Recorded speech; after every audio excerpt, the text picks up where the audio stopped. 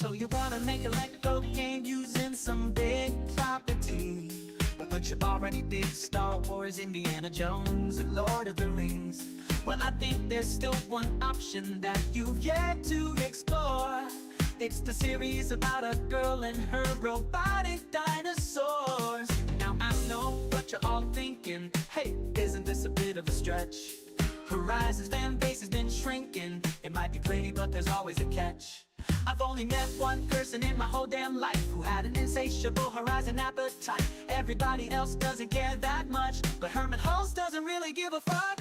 So here you go, world, it's Horizon again. If you got money, it's time to spend. It's got multiplayer, find a friend. Open up your mouth, girl, let me pour some Horizon in. It's sweet like honey, so give us all your money. Oh wait, oh fuck, no one's buying the game. I thought Horizon was as cool as Star Wars. I guess it turns out it's just kinda lame.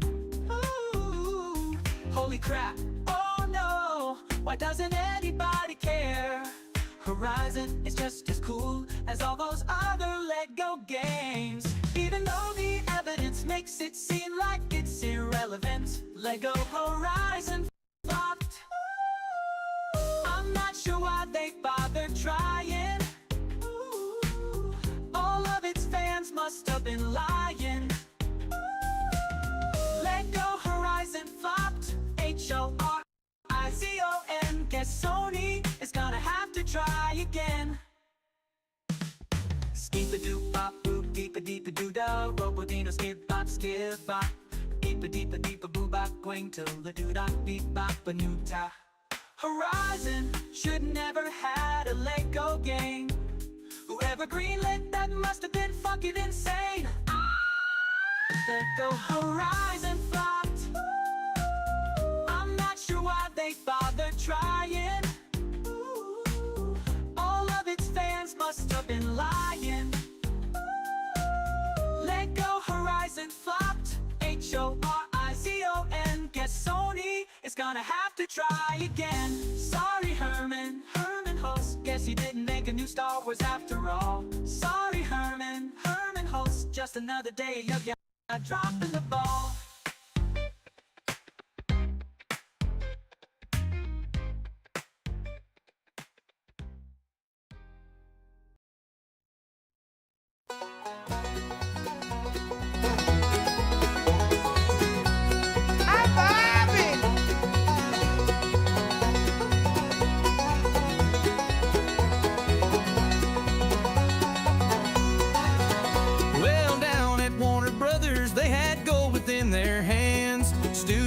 With talent, craft, and dreams, and making plans. But decisions came like twisters, scattered hopes across the floor. Now players shake their heads, wondering what they're gaming for.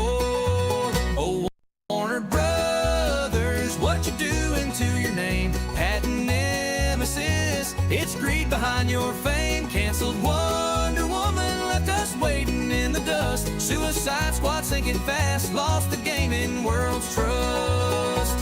That Nemesis system had folks cheering far and wide, but you locked it down and creativity just died. Instead of leading progress, you're blocking up the lane, holding back the industry, causing nothing but disdain. Oh, Warner Brothers, can't you see the gaming light? Misreading your audience, getting nothing right, letting great teams crumble, opportunities ignored. Gamers asking why they're even bothered anymore.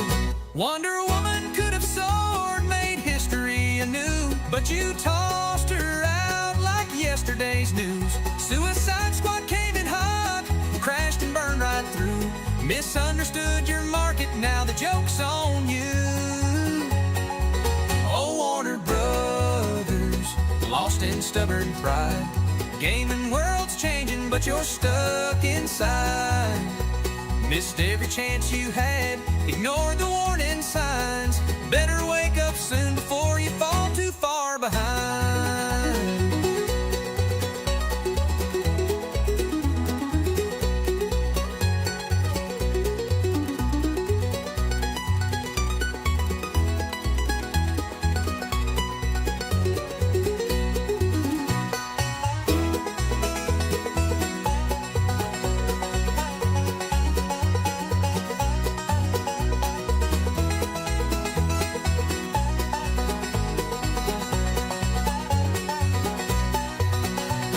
So here's a message warning from gamers coast to coast. Respect your teams and visions or you'll end up as a ghost. Stop wasting all potential, learn to play the game, or Warner Brothers games will just remain a crying shame.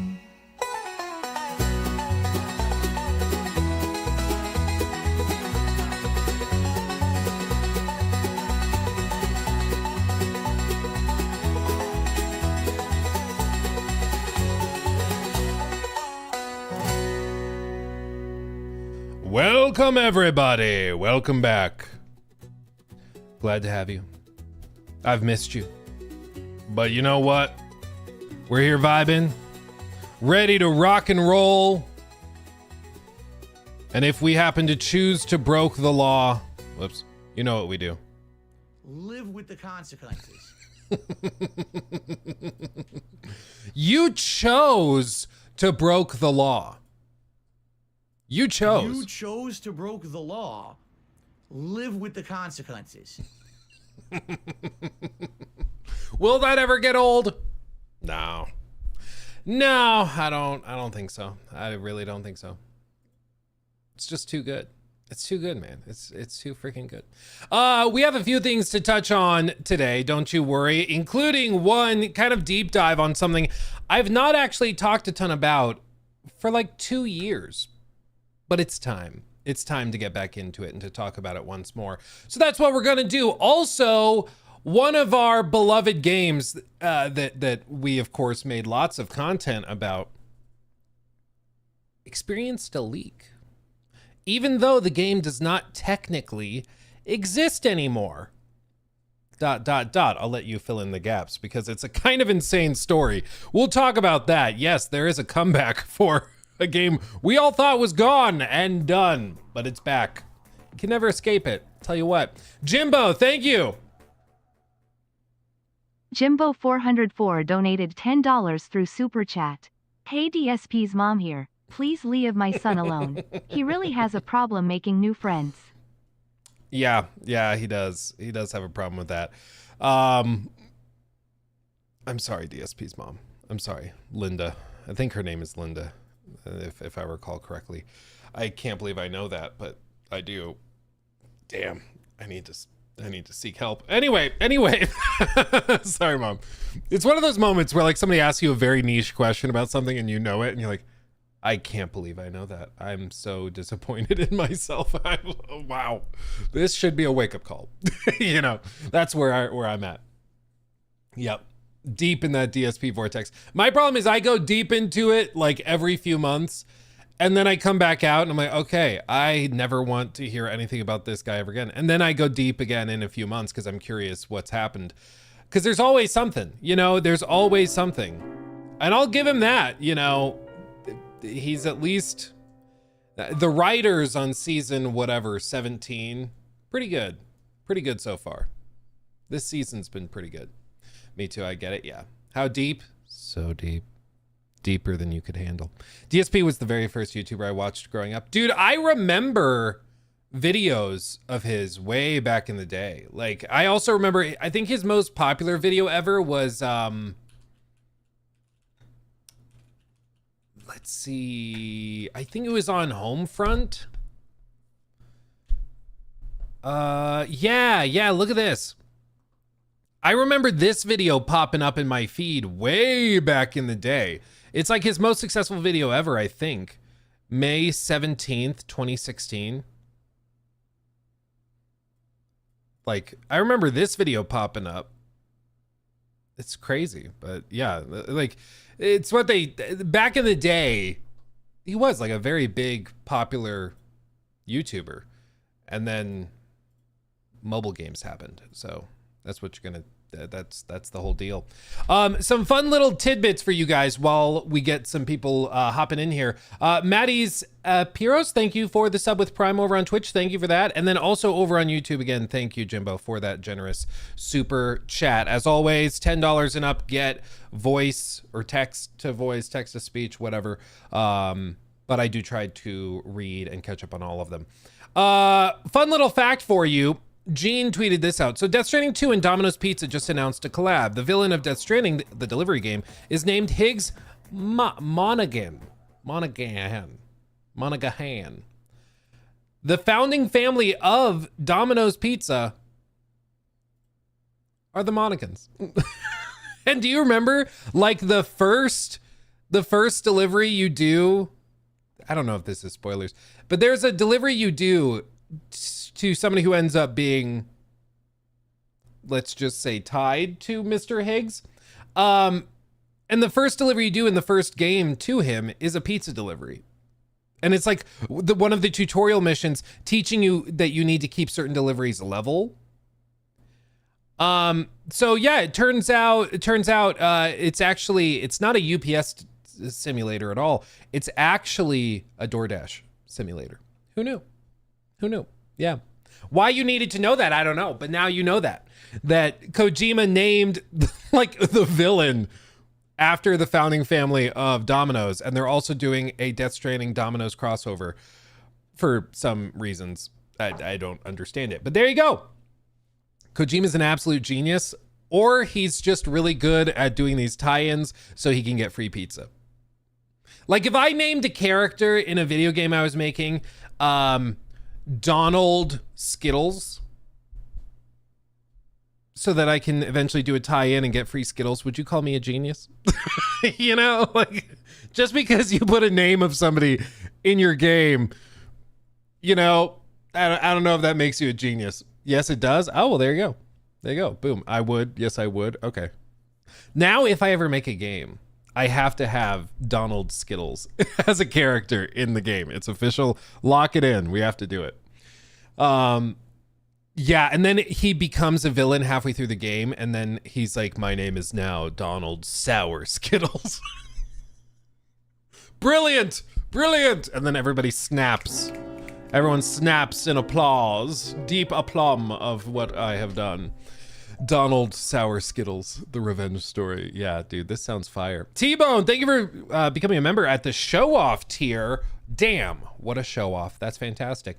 Insane Teddy, thank you for the 5. Luke, how much Death Stranding 2 have you played? I'm loving it. I can't read. I'm loving it. Didn't like Death Stranding 1 because how slow-paced the story was and the writing. Yeah, they really have cranked up the pacing. It's worked really well. As for how many hours I put in, I'm guessing somewhere between like 8 and 12, somewhere in there. I do think the pacing is way, way better. John H. donated It's, like, $10 through Super Chat. significant. Hey Luke, did you see the charity donation event that the Helldivers 2 community has ongoing? I did not. What is that? Helldivers 2 charity. Maybe if I just look that up, I can find it. Let's see. I'm guessing this is it. Our friends, the Freedom Alliance, joined up with Save the Children to host a charity auction starting now until June 28th. Auction and donation, and it is make a donation, make a difference, make humanity stronger, secure tomorrow's heroes, never forget Vernon Wells. Save the Children with the Freedom Alliance. And then the auction, what are they auctioning off? All sorts. Oh, the helmet, custom controllers, signed packaging, signed copy of the game case, artwork. Oh, these are super cool. Super Earth signed tote bag. That's awesome. That's great. I love that. Go team. Here, I can post a link to the auction in chats in case any of you guys want to get in there and bid on stuff. There we go. I think that just went through. Booyah. That's awesome. Enigma, thank you. 8 months at the no one should choose this tier, which is insane. Thank you, Enigma. That is poggers. That's ridiculous. Hi, Luke. How are ya? Hope everything's well. Here to announce The Path into the Abyss got a 3rd devlog video today, and that I found out. Eric's Home comes out July 15th. Hell yeah. Thanks for keeping me company at my remote job. GG, brother. GG indeed. And yeah, Path into the Abyss got another devlog. I didn't realize that, but that's awesome. And yeah, I mean, I'm glad we could keep you entertained while you're doing your stuff. because I mean, I'm surprised anybody finds my ramblings entertaining, but you know what? I'm here for it. I'm here for it. Which ending did I choose in Expedition 33? I started with Mael. I tried both, but I started with Mael's ending, and I think it's actually kind of hauntingly beautiful. No spoilers, of course, but I genuinely I like it. I understand why some people don't like it, but I genuinely liked the ending. I thought it was thought-provoking, you know? I liked it. Do I think Death Stranding 2 is Game of the Year, or GOTY? After about, like I said, I'm somewhere between like 8 and 12 hours. I'm not exactly sure, but at this point, no, I don't think so. Like, it's a really solid Death Stranding game, but it so far I have not been like blown away by anything totally fresh and new. Like, it's Death Stranding, just better across the board. But you know, still, I'm missing the wow factor that like Expedition 33 gave me.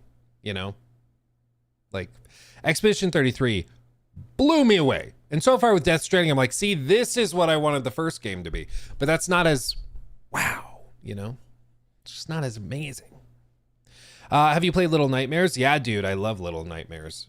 I mean, I'm interested in the third one because it's not being made by the same team, but it's being made by Supermassive, and I like Supermassive's games, but they don't typically make games like this, so it's very interesting. We're gonna see how it turns out, but yeah, I do like Little Monsters games. I like those haunting, bizarro, crazy-looking games. I like feeling like I'm playing a Tim Burton movie. It's like The Midnight Walk. If you've not played The Midnight Walk and you like Little Nightmares, you should try Midnight Walk. You probably will like that one too. You'll probably like that one too. Tell you what.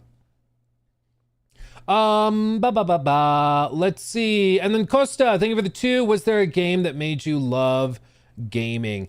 A game, I mean, one of the games early on that I played way back in the day that totally amazed me. This is very serious. Okay, I'm not joking. Minnesota Cuke. No, this is like the actual episode. Where's the game? Game. I remember playing this a lot. Did any of you guys grow up in like a super sheltered Christian household where you played this? This was your version of Donkey Kong?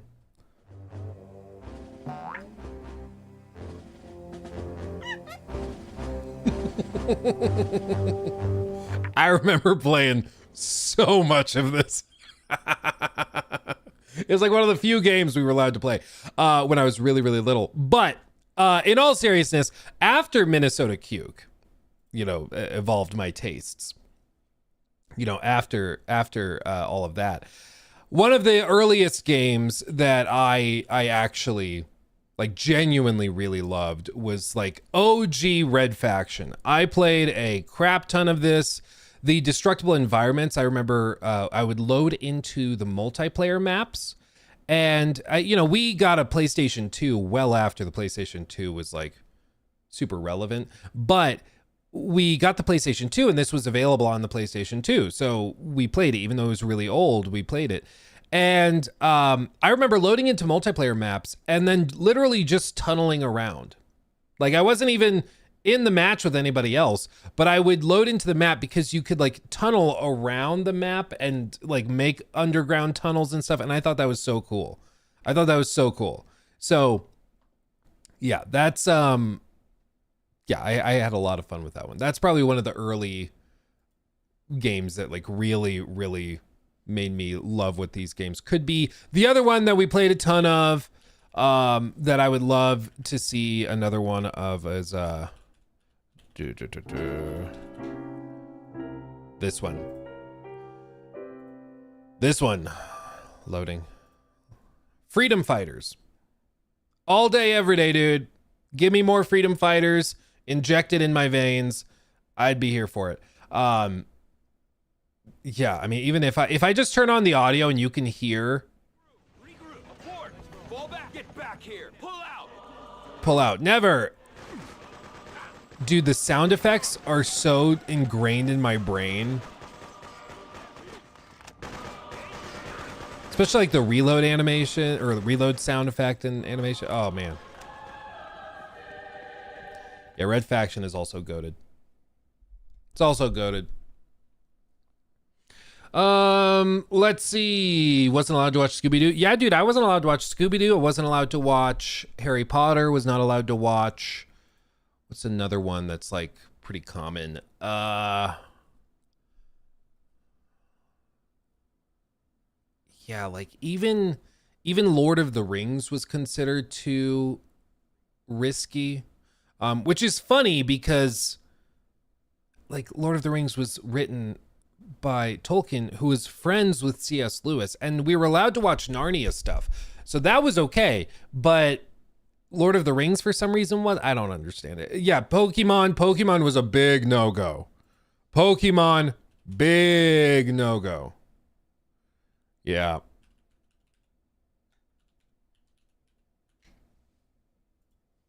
Yeah, this guy, unironically, my family would probably agree with him. You remember this? We've looked at this on stream a few times because it's amazing.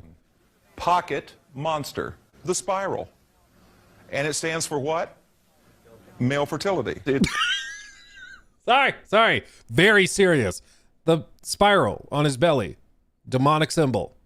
Male fertility. It's supposed to be able to mesmerize and hypnotize its enemies. This character over here is called Mewtwo. Oh, Every God. time that you see Mewtwo, he's in this pose. 3 fingers.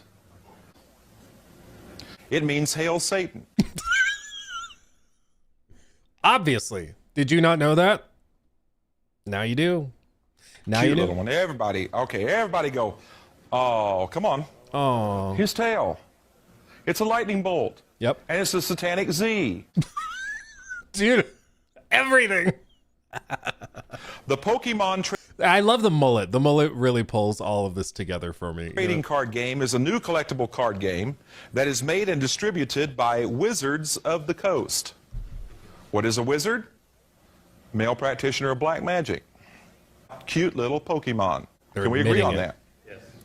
Oh, I know, he's cute, isn't he? Little satanic tail. Let the camera get a view of that. These pocket monsters are creatures that inhabit the world with humans. Gotta catch them all. You don't need mom. You don't need dad. You don't need grandparents. You don't need aunts and uncles. You don't need school. And you probably don't even need a church. Jimbo Because- 404 donated $10 Because you got- through you got the Super Chat. demons. So are Pokemon trainers Satanists? Yeah. They're collecting children's souls. Was this lost on you? Was this lost upon you? In case you didn't grow up in like a Bible Belt church, which, fantastic people at those churches, don't get me wrong.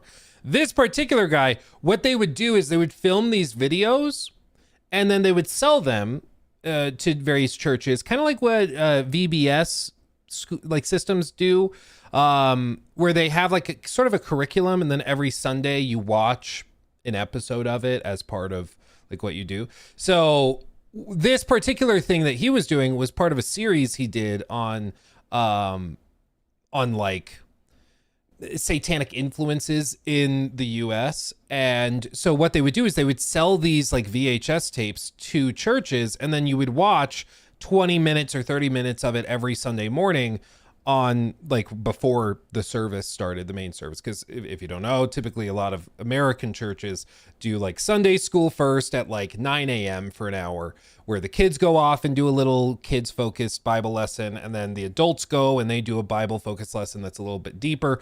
And this is something that they would play in the adult class for like 30, 40 minutes to basically learn about Satanism in the US. And that's how they would do this. That's why it's being filmed, because it was something that they would sell and distribute to churches all over the country, and probably the world, honestly. Because you're a master. This rap song that's played over again. And it says, I will travel across the land searching far and wide each Pokemon to understand the power that's inside.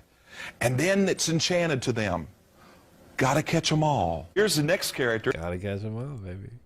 Gotta catch them all. Satan is literally telling you what he wants to do. Listen! Wake up, people! The devil's here! He's not waiting!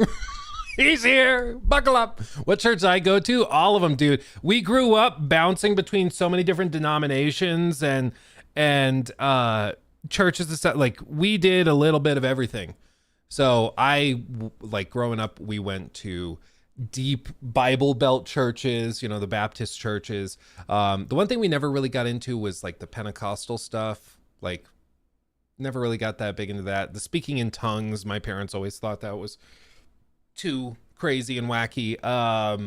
Yeah, no snake handling or anything like that. That's a very specific like Pentecostal deep South thing. But we did Bible Belt churches, Baptist churches, all the way up to the polar opposite, which is like Dutch Reformed churches. And if you ever want to go in a rabbit hole, look up Dutch Reformed, like Calvinistic churches. Ooh, baby. Ooh, baby. So I grew up in all of it, dude. I've seen it all. This is Misty. Look at this. If this was actually clear, you'd see that that's a halter top. Oh, it God. stops right there. Oh, my God. And she's got short shorts on. She's headstrong and stubborn, constantly arguing with Ash. Typical woman. Strong and stubborn, constantly arguing with Ash. Typical woman. Jesus Christ, dude. God forgive me. All right. Jesse, and the other one's called James. And listen to what it says about them. It says, prepare for trouble, make it double. Jesse and James are an evil gang looking to steal rare Pokemon. In the program, they're also prone to cross-dressing. Oh, no. No. Cross-dressing. No. No. And look here, this is Mew over here, M-E-U. He's kind of cute. And this is Mewtwo over here, complete with his satanic salute. And if you notice, that pose is always given with the left hand. 618 children. Wait, what? But it's his right hand, though. You mean from your perspective, it's on the left? Eric Branke donated $9.99 through Super Chat. I don't understand. Big L, this is Brock from the Og Pokemon Show. Ash caught a Mewtwo last week and he's been sitting in the corner chanting, "The fires of hell will burn through the sky for 1,000 years, ever since Sad Face. That's crazy, dude. I mean, but he tried to warn us. He tried to warn us, dude.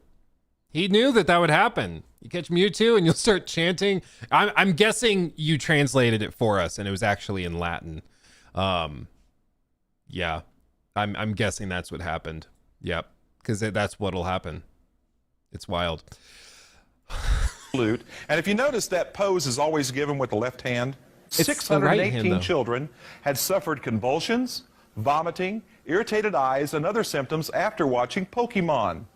This is an actual, we looked it up. This is an actual article from CNN Tokyo, where the article was discussing how they were worried that there were like epileptic seizures being triggered by Pokemon as a show because of the like strobing light effect and stuff with some of the animation.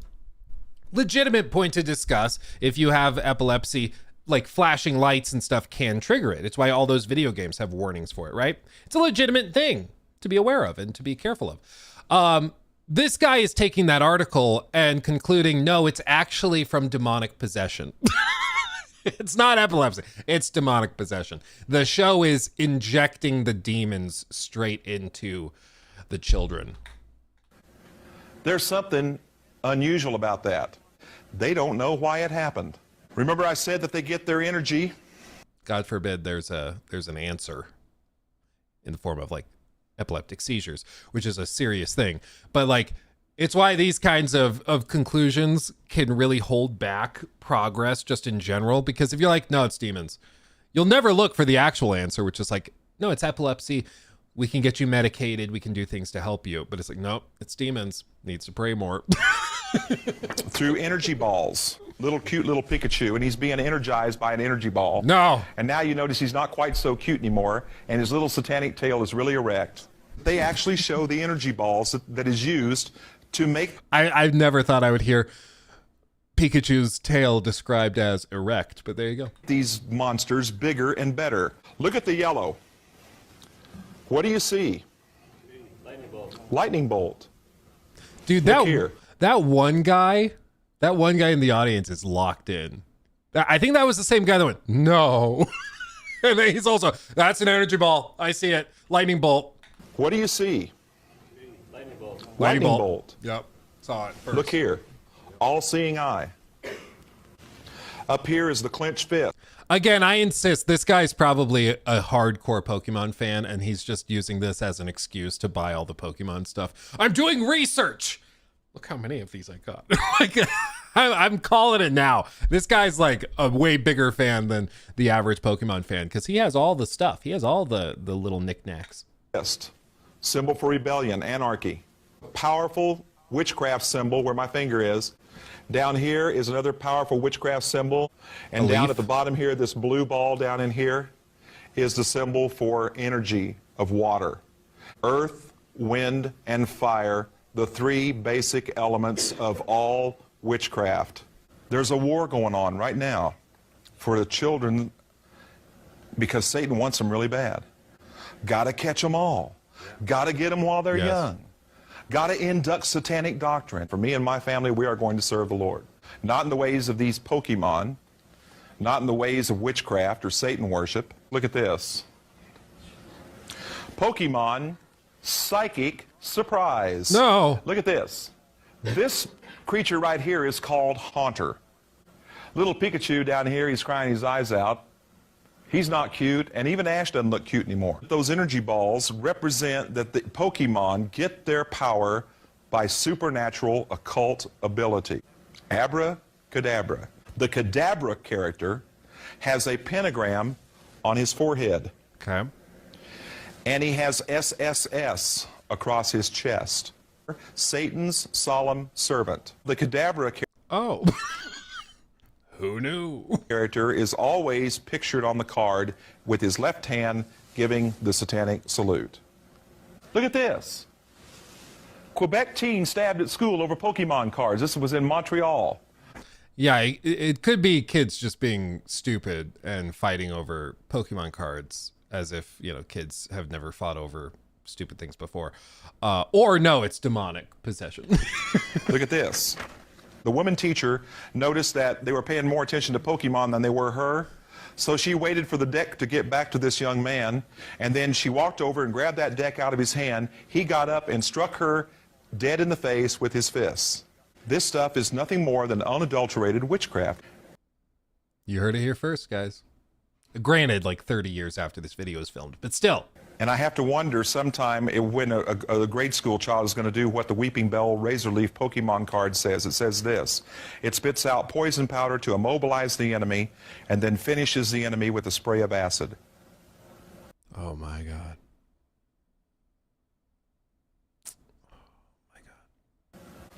Remember that the whole goal in all of these role-playing games, and especially in Pokemon, is to become the master. Yeah.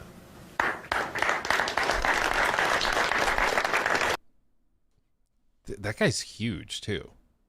Look how short this other man is in maybe he's just particularly small, but this dude looks like he's built like a tank, dude. Gee whiz. Anyway, I tried to find that guy because I was kind of like, I wonder whatever happened to him. I wonder like where he's at. Is he still like preaching? Is still doing this stuff? And I could never find anything. So if anybody out there that watches either this clip or is on the Discord or whatever, and you find anything about him, please share it because I'm genuinely interested in where he's at. Who knows? Maybe we can get him on the stream and we'll do like an interview. And can you imagine? He comes on and we ask him about, what do you think about the current era of gaming and how it's Mike corrupting the Dalmine youth? donated great. $9.99 through Super Chat. Thank you. Hey honey. Hey, I honey. mean Luke, sorry, but just wanted to say you I've been can't tell enjoying people. DS2 as person didn't like the first one. I'm graphics gamer and it looks great on my OLED TV. That's a plus for me. It's a looker, dude. It's a looker. When I first booted it up, even in performance mode, I was like, no way. Is this really performance mode? And it is. It is. It does look even sharper, you know, in graphics mode, but it's just a really well optimized, very, very beautiful game. Still Death Stranding, so it's not going to magically change that, but still really solid. Really good. Really good. Highly recommend it. And I'm glad you're liking it, my friend, too. I mean, especially if you didn't like the first game. It's good to see that you are, you're connecting with it. That's great. And thank you for the 10. That's very generous. Thank you. How would he see Warhammer? I don't know. I'm genuinely wondering if he did another video on Warhammer, because Warhammer is also one that ticked off a lot of these people. Because it's also way darker too, you know. Oh, guaranteed he still has the mullet. It isn't just a hairstyle, it's a way of life. Yeah. No, I'd be so curious where he's at. And we've done interviews. We'll talk about an interview I did on stream here in just a few minutes.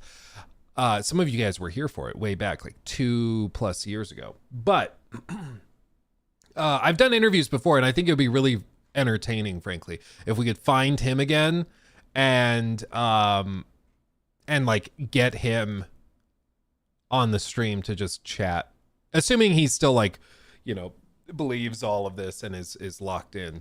Because I've been curious about it. Because I maybe he's got like a background that would make it less fun and less entertaining. I don't know.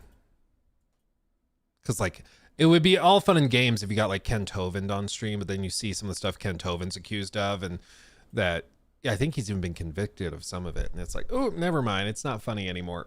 You know, is he even alive? I don't know. We genuinely don't know. I don't know. He doesn't have his name listed. He doesn't have any of that stuff. So you'd have to do like Google image searches or search for like 90s era Pokemon hit pieces or something. I don't know.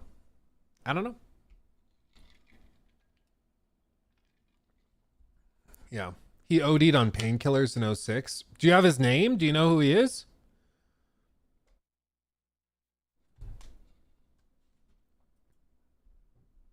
Because like I this sounds mean. He didn't look like the healthiest guy in that clip. You know, internet sleuths can find him. Yeah. Oh, maybe Grok can find him. Grok's really good at finding like weirdly obscure things.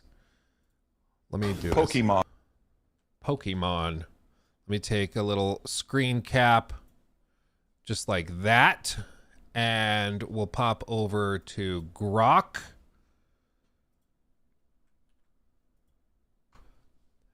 Find out who this is and what happened to him.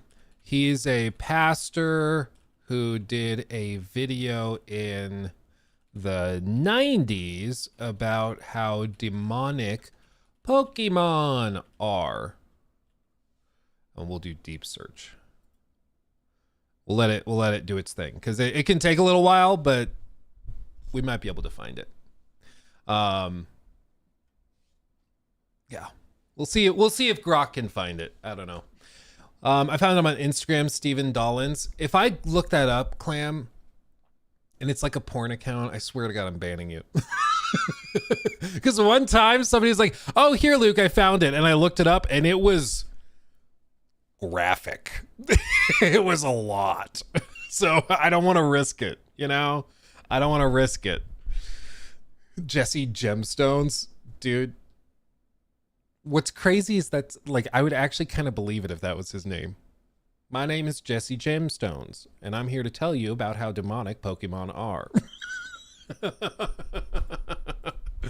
Dude, what a baller name that would be if that's his name. It's searching. Oh, I think it's starting to find some it's finding some links. Barry Smith? Barry Smith, author from New Zealand. Interviews, RFID tracking. Oh, he commented on the collapse of the world economy, and the mark of the beast was already being advertised around the world. His belief is that it was a tiny electronic radio frequency chip that was placed under the skin. He said that animals were being chipped and that there were plans to put them in humans. Okay. Interesting development. Might not be him though, because he doesn't really sound like he's from New Zealand. Phil Arms, given the description and context, he fits the timeline being in his 50s or 60s in the 90s. From In Arms Way, Phil Arms faced accusations of drug use and financial misconduct in 2000. He passed away in 2022. Phil Arms. No, that's definitely not him. It looks like him. It looks like... Topic on rock music and its sociological as well as physiological effect. And I discovered some alarming truths that have changed thousands and thousands of lives. That series contains... Yeah, it's not you him. ought to get it if you don't have it. I believe it ought to be in every home and every church in America. They ought to hear this tape because it will help you understand what's going on beyond the surface. And Yeah, this was the guy that was big against like rock music. So any sort of bands, like you present Marilyn Manson to this dude, actual heart attack instantly. So it's not him. It's not him. Bummer, dude. Okay, we're gonna have to... His name is Stephen Dollins. You guys say Stephen Dollins? Hold on, Stephen. Okay. Oh, dude. I think you found it. I think you found him. That looks like him. And dude, you were joking. You were like, no, he definitely still has the mullet. Because it's not just a haircut. It's a way of life. And I'm pretty sure he still has the mullet. I don't think you were wrong, dude. I don't think you're wrong. Go chat. Okay, I'm sorry I doubted you. I'm sorry, Clam, I doubted you. Clam is that's Pog right there. How did you find him on Instagram? That's crazy. Hold on, let me give you a badge. Can I give you a badge for finding him? How do I do this? I don't know how to do this on Twitch. Badges? No. Warn timeout? No, I don't want to do that. Can I gift you a sub? Is that a thing I can do? Can I gift you a sub? Here. Voila. Is that working? It's processing. There you go. Okay. There you go. 3 months, Clam. 3 month sub for you. There you go. Poggers. Poggers. Right there. Well done, Clam. I don't know how you found him so fast. Oh. Dude. Dude. Look at that. Oh my God. What the hell? First of all, what are those pants? I need more of that. Look at the mullet, goes all the way down to like shoulder blades. He's like posing. Yeah, Pride Month. DEMON. DEMON. Oh my God. Who is this guy? He says, ex-high priest in the Church of Satan, Saved by Christ, author, ordained prophet, karate enthusiast, former pro wrestler. Oh my God, dude. This man is quite the talent. Oh, his website's down. Oh, bummer. Dude, he's still doing this stuff. He's still doing all this stuff. That's... Jesus, dude. A demonic sacrifice of a baby with Bill Clinton, Barack Obama, H.W. Bush. Oh, God. This guy is a character. Wow. High priest, ex-high priest in the Church of Satan, Saved by Christ, ordained prophet, author, and a former pro wrestler. Wow. Well, go team. Follow him. I am curious to see where he goes next. So I guess we'll keep an eye on him. We'll see. Maybe I try to send him a DM. Be like, hey, do you want to share your message with the stream? Share your wisdom about Pokemon. That could be really entertaining. Maybe he'll perform an exorcism on us live. That'd be interesting. Anyway, that is what we call a Luke Stevens tangent, ladies and gents. What? How did we start that conversation? I don't remember. I have no idea, but I'm glad we went down that rabbit hole. Aren't you? Aren't you? I'm happy we did that. I'm happy we did that. See, whoever said ADHD is a bad thing? Whoever said, come on. Come on.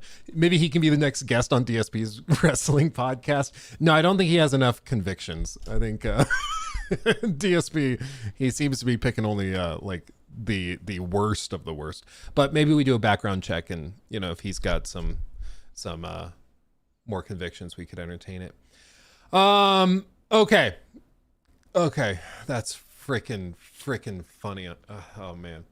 I'm sorry. I can't believe you found him, Clam. That blows my mind. That's freaking amazing. I cannot believe you found him so quickly. And we got some deeper lore too. Okay, Trevor or Jacob, whichever one of you ends up clipping this. I don't know if this is a live channel or a clips channel.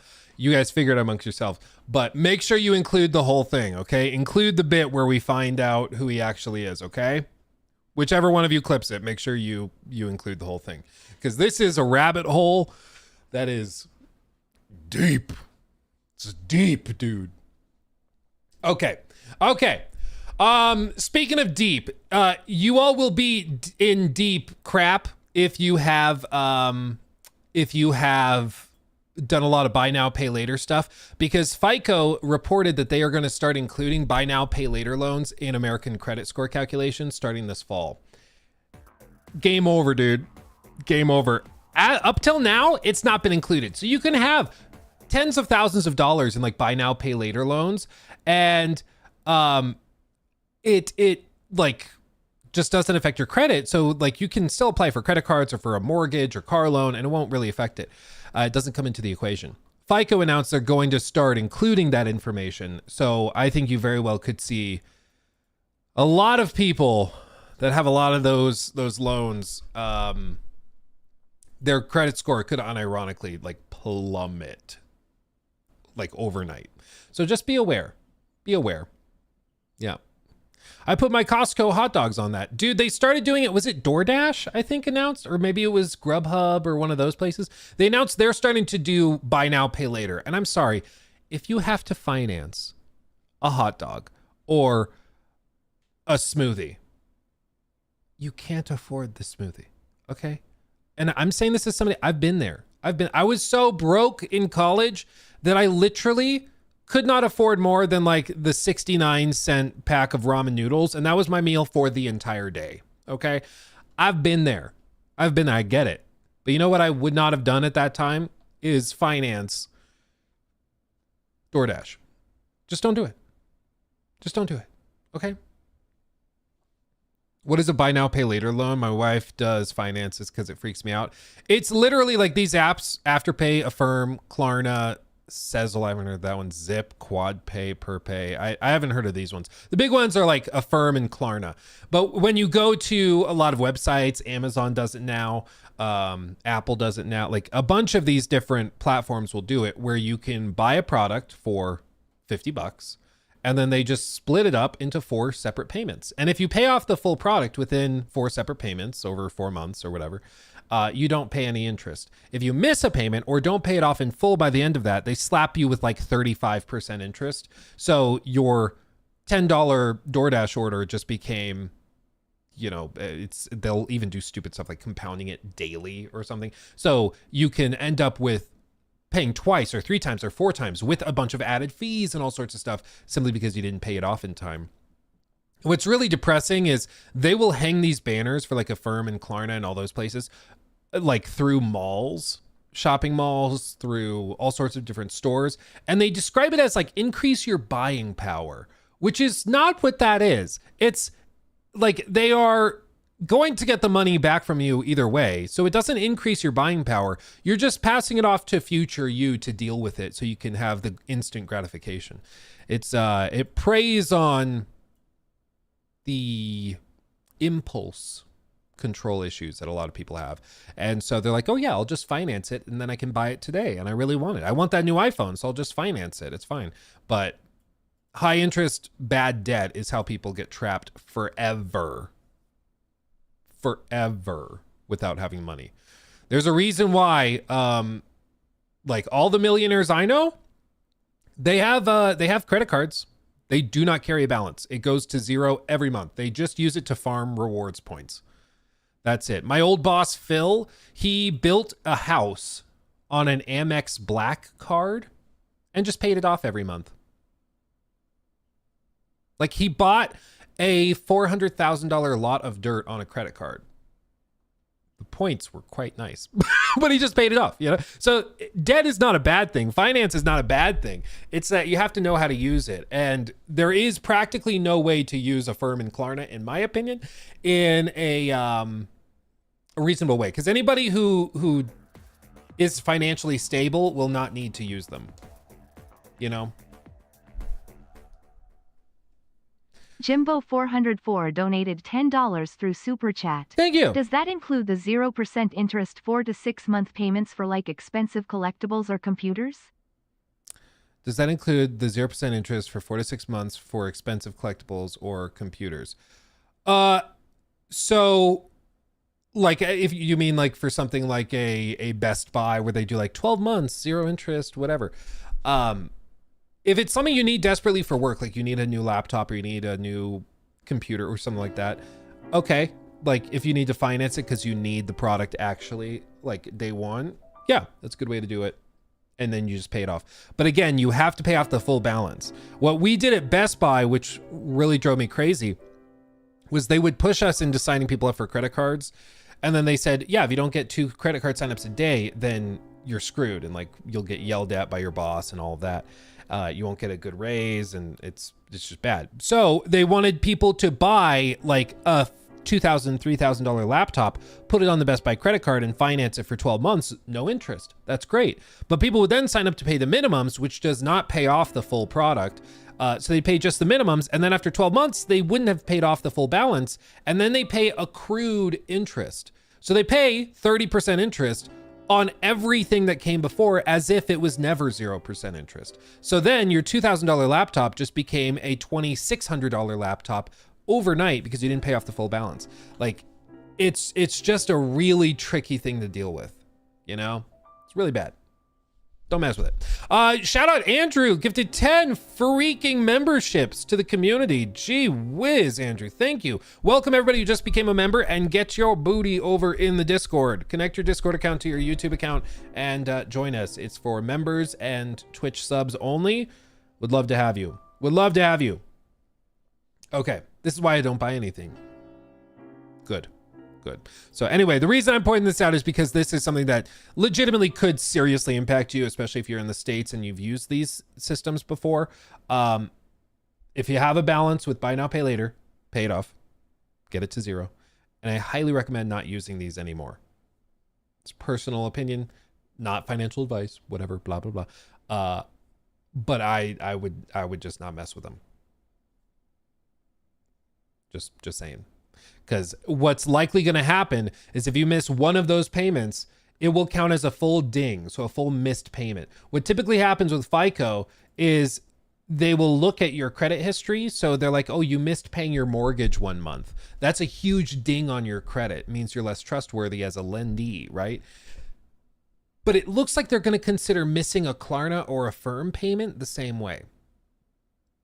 So a missed payment on your mortgage or a missed payment on your super massive credit card bill will be considered the same as a missed payment on your financed Subway burrito, Subway sandwich, not burrito. So don't mess with it. Don't mess with it. Okay? Just don't mess with it. Valkyrie, how do I get in the Discord? Literally, you just open up your Discord. Boop. Open up your Discord. You go user settings, tap the gear. There is a tab labeled, where is it? Connections right here. You hit connections and then you sign in to your YouTube or Twitch account and tie it there. It's the best way to do it. And then you should automatically get like added to the server and it pops up and is listed right there under where you signed in connections. Okay. Okay, I can close it. That's not that interesting. I guess we can touch on this. We can touch on this real quick.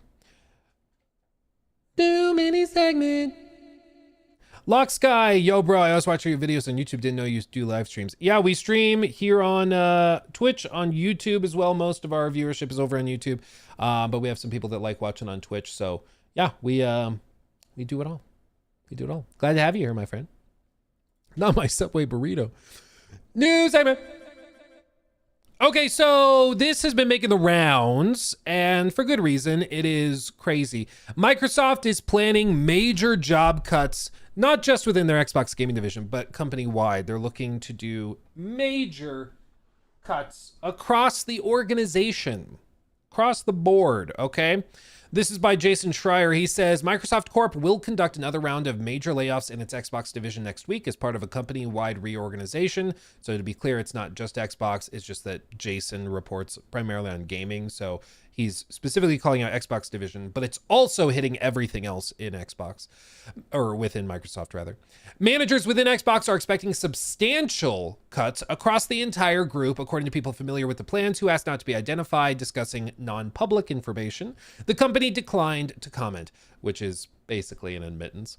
This will be the fourth big layoff at Xbox in the past 18 months, following 3 major cuts last year and the closure of several subsidiaries.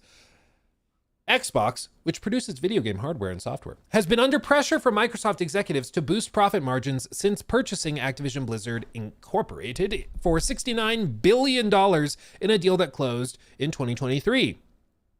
Bloomberg News earlier reported that Microsoft plans to cut thousands of jobs next week, largely in sales.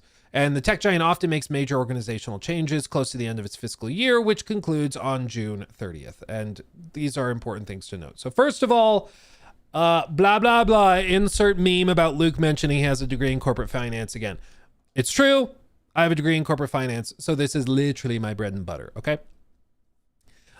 That being said, I think it's important just to stress that organizational changes at Microsoft and other gigantic giga corporations, very, very normal. Very, very normal. People say Microsoft is a $3 trillion company, right? They're like, it's a $3 trillion company. Why are they having to restructure and lay people off? Why are they doing this?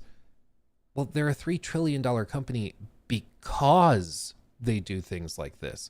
Because they will fire 60 people in a group of 100 devs, and then they'll rehire 50 of those people as contractors, so they don't need to pay them benefits. They cut costs, but they retain the same development talent to work on Windows or to work on Microsoft Office products or whatever else it is. And this is just a regular cyclical thing that they do. It's well known. My dad has worked for Microsoft, and this is something that happened to him where he got laid off and they restructured and he moved to a different company and they rehired him through that other company. Like, this is just kind of what they do. As for Xbox's specific cuts that they're facing, it looks like a good number. Again, this is mostly speculation and rumors, and then also some leaks from people that claim to know what's going on. It looks like they are going to be doing major shakeups specifically within Europe, and they will be pulling out of certain European markets entirely. That likely means that, you know, if we pull up, if we look at it, like, I don't know, for example, how many Xbox consoles are being moved in like Bulgaria, Moldova, Hungary, Lithuania. Like, when they say they're pulling out of certain European markets, they don't mean that they're pulling out of Europe, which I've seen some people say, which is asinine and dumb. Like, I think it was Dreamcast guy was saying Xbox is going to be closing shop in Europe. And it's like, reading's hard. That's not what was said, okay? The expectation is that they're going to be pulling out of some European markets, which could mean, hey, Slovenia, it's not really worth us having a dedicated Xbox team there. So we're going to pull out. And then if you want to buy an Xbox product, you have to buy it from Austria next door. You know, something like that. That being said, they're doing major restructurings, and this is similar to what Ubisoft did actually years ago. So it was like 2.5 years ago. I knew somebody that did marketing stuff with Ubisoft, and she was telling me kind of what went down. Basically, it used to be that, for example, in the US, there would be, you know, a marketing team of 10 people for Ubisoft that worked out of New York, for example. And then there was a West Coast team, and they worked out of Los Angeles or San Francisco or somewhere. And then there was a separate team that worked on northeastern Canada, so maybe they were based in Toronto. And then there was a Western Canadian team that worked out of Vancouver. And so they had all these teams, and, you know, it's small teams, but eventually you're looking at dozens upon dozens upon dozens of employees. And they realized it just didn't really make sense. In the age of the internet, you don't need a local office there. So what Ubisoft did is that they trimmed a ton of fat, and what they saw as fat, and they cut it down. So like the New York team now does all of the coordination for like Montreal and Toronto. So this New York team absorbed all of this instead of just doing this one little area over here. They handled all of this. Same with the West Coast team. They got rid of the Vancouver team. Everything else works through San Francisco. And that seems to be a similar thing to what Xbox is doing here, where they're restructuring and they're cutting a lot of the individual offices that might have been based in like France, a dedicated team in Germany, dedicated team in Poland, dedicated team in Romania. They're cutting that, and then they're going to have one giga team in like France, or 2 teams in Poland and 1 in France, something like that. It's a pretty normal thing, because you got to remember what happens at these corporations is that somebody like Satya Nadella will say, we need to trim our budgets. You need to cut 3% here, 4% there, and that will help us achieve these financial targets. We can tell investors at the end of our fiscal year, we achieve those targets, and next year our margins are going to be even higher, and we can move on from there. Everything will be great. It's just how running a corporation works, a publicly traded, company. And so effectively that's what they're doing, is that they are going to trim where they need to trim, and they tell Phil, you need to trim 3% of your workforce, and he has to find places to do that, and that's what he does. Even if Xbox, saw revenues grow by 5% or 6%, you do have to factor in like inflationary pressures and macroeconomic factors and stuff like that. In the case of Microsoft and gaming specifically, inflation's been a big problem for them. So even if even if they saw revenues raised by 5%, if inflation rose by 5%, they didn't actually grow. The company didn't get bigger. It didn't start making effectively more money. It stayed still because inflation is a thing. So it's unfortunately a very normal thing. I don't find this particularly shocking. And frankly, a lot of this will probably not have that seismic of an impact on like their operations, because like I said, what happened when my dad got laid off is they laid off parts of his team, and then they just rehired them as contractors or rehired them from another company that scooped them up. But for their balance sheet, it looks like they just cut labor work and their labor costs pretty significantly by like 2-3%. But effectively, they increased the budget of the contractors' work and all that. So it didn't actually move the needle that much. It just kind of moved things around so it looked better on the balance sheet. Again, it's pretty normal. And the other kind of elephant in the room with this is that Microsoft and Xbox specifically has not been doing so great, specifically in like non-US markets. So like Europe, it's struggled. It's certainly doing better in Europe than it's been doing in like Japan, for example. But Europe is not a super strong market for them compared to like their bread and butter, the US. And so if they're going to make cuts, it makes sense to make cuts in Europe. There's not much left to cut in Japan and in Eastern markets because they don't have that big of a presence there. So, Satya tells them you need to trim 3%. It makes sense that they would look here and handle things that way. So anyway, I figured we would talk about it because it is news that will probably officially break in the next couple of days, that they will announce. Maybe Friday they'll announce officially that the layoffs are hitting. But it's unfortunately a very common thing in this space. And it's not necessarily an indication that like Microsoft is doing poorly. If anything, it's an indication that Microsoft is handling business as usual. Unfortunately, they do this pretty regularly, where they just kind of burn and churn. And it's just the way Microsoft does it. Microsoft treats people very much like numbers or like little pieces to play with. It's just how a corporation that's worth $3 trillion does things. It means they have trouble retaining talent, but they kind of have enough money elsewhere that they'll just hire that talent back as contractors, and it's just how it works. So what are you going to do? Yeah. Less people working for them, more subcontractors, because when you're a contractor, they typically, in some cases they do, but typically they don't have to deal with, they don't have to deal with all the crazy incentives and insurance and healthcare and stock options. They don't have to do any of that when you're a contractor, and because you need to pay for your living, they can just hire you as a contractor and you'll take the job because you need the money. It's just, again, it's unfortunately a very common thing in corporate America. It really sucks. Really sucks. It's Knives. Thank you for the 5. Love your videos. Have you seen the reviews if Monster Hunter Wilds or of Monster Hunter Wilds recently? Thoughts? Yeah, we did a segment on it a couple days back or a few days back. So if you want to hear my full thoughts on it, you can check it out there. But it just seems like a lot of the hardcore players, they reached a point where they realized that they kind of hit a wall, and that gave them kind of an excuse to then be critical of it. Because when the game launched, it felt like you could not be critical of Monster Hunter without being labeled a hater and then facing the full onslaught of the fandom. But I think once people hit the end and they started complaining about the lack of content, endgame content, people then felt justified in talking about it more openly, and that's when discussions of performance came up, which is why it's so jarring when you look at those reviews, because they're on Steam and you can see the play count. People are with like 200-300 hours are saying, yeah, and the game runs really poorly. It's like, but you have 300 hours. You were willing to put up with it for a very long time.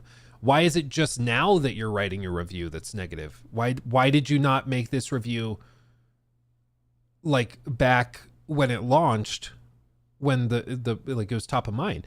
But I think it's another indication of how dangerous it can be to build up a fandom like that that's just uncritical or doesn't tolerate critical feedback. Because ultimately, the only group that wins is the company that got you to buy 10 million copies at full price when they released a broken product, So, and that's why I'm frustrated by it, because I'm glad people are now saying performance is bad, because it is, and certainly was really bad at launch, but Capcom does not care. Capcom got you to buy the game at 70. They sold 10 million copies. They did not mind. Yeah, we released it broken and you still bought it. So what are you dealing with? Yeah, I'm pretty sure it was over 10 million. Let me see. Monster Hunter Wilds copies sold. Yeah, all they've said is it's over 10 million. It sold over 10 million copies in its first month before it did any sales, before any of that. It sold 10 million. It took only 3 days to sell 8 million. But now people are going to mention it performed badly and it's not optimized. It's like, guys, we needed to do that when it launched because they got the money. They got the money already. They're very happy. They don't care. They don't care. Same thing that happened with Jedi Survivor. It's like, hey, this game runs poorly and it still sells millions. And it's like, okay, so next time they're going to do it again because you've demonstrated you'll still buy it. We might complain about it, but people will still buy it. It's just frustrating. All you guys had to do was hunt the monsters in the wild. Yeah. Okay, I have to talk about it. This one is so crazy and weird. What an insane story this is, but I want to talk about it, okay? Okay.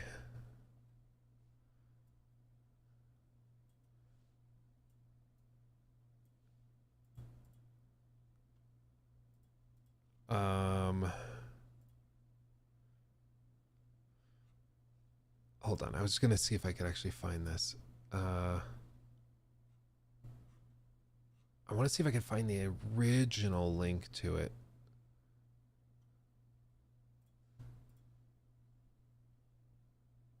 Okay.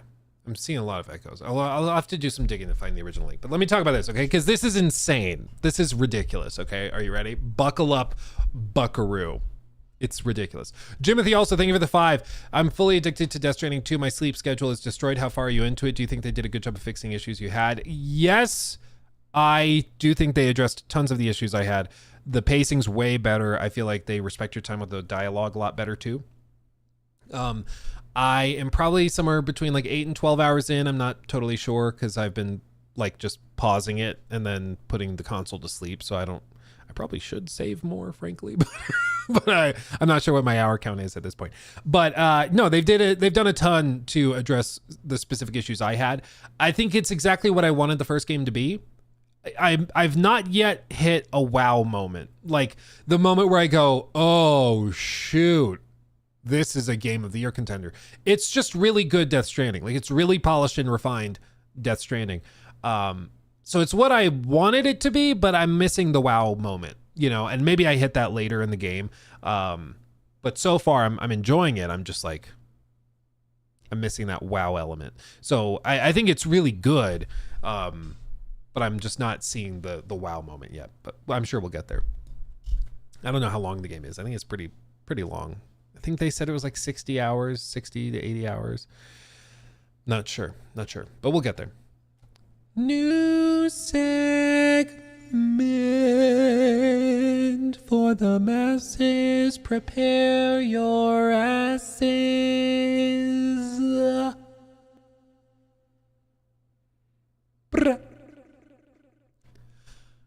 You thought it was gone.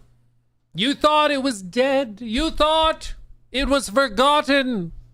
But no, my friends, I'm here to tell you, a game we talked about a lot last year, a game we were passionately focused on, has made a return. That's right. That's right, Uniform. Concord's back. This is insane. As you know, Concord released last August, and it existed for all of, I believe it was 11 or 12 days. Which, fun fact. Fun fact. A lifespan of a common housefly is 28 days.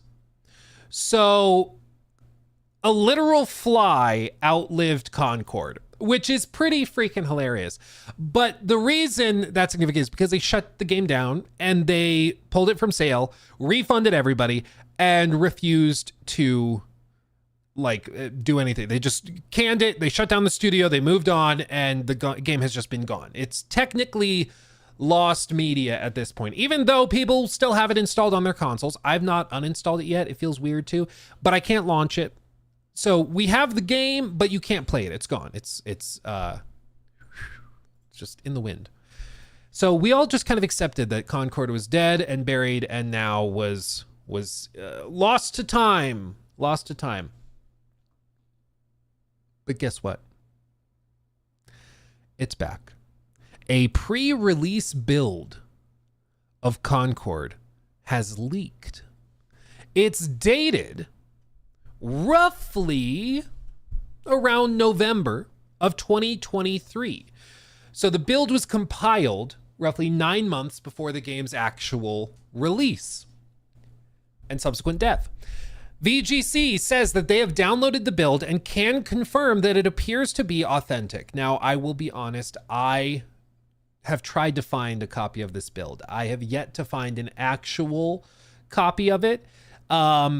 But I am curious whether I could find it. And you'll see it's not like you can play the game with this build, but we'll get there.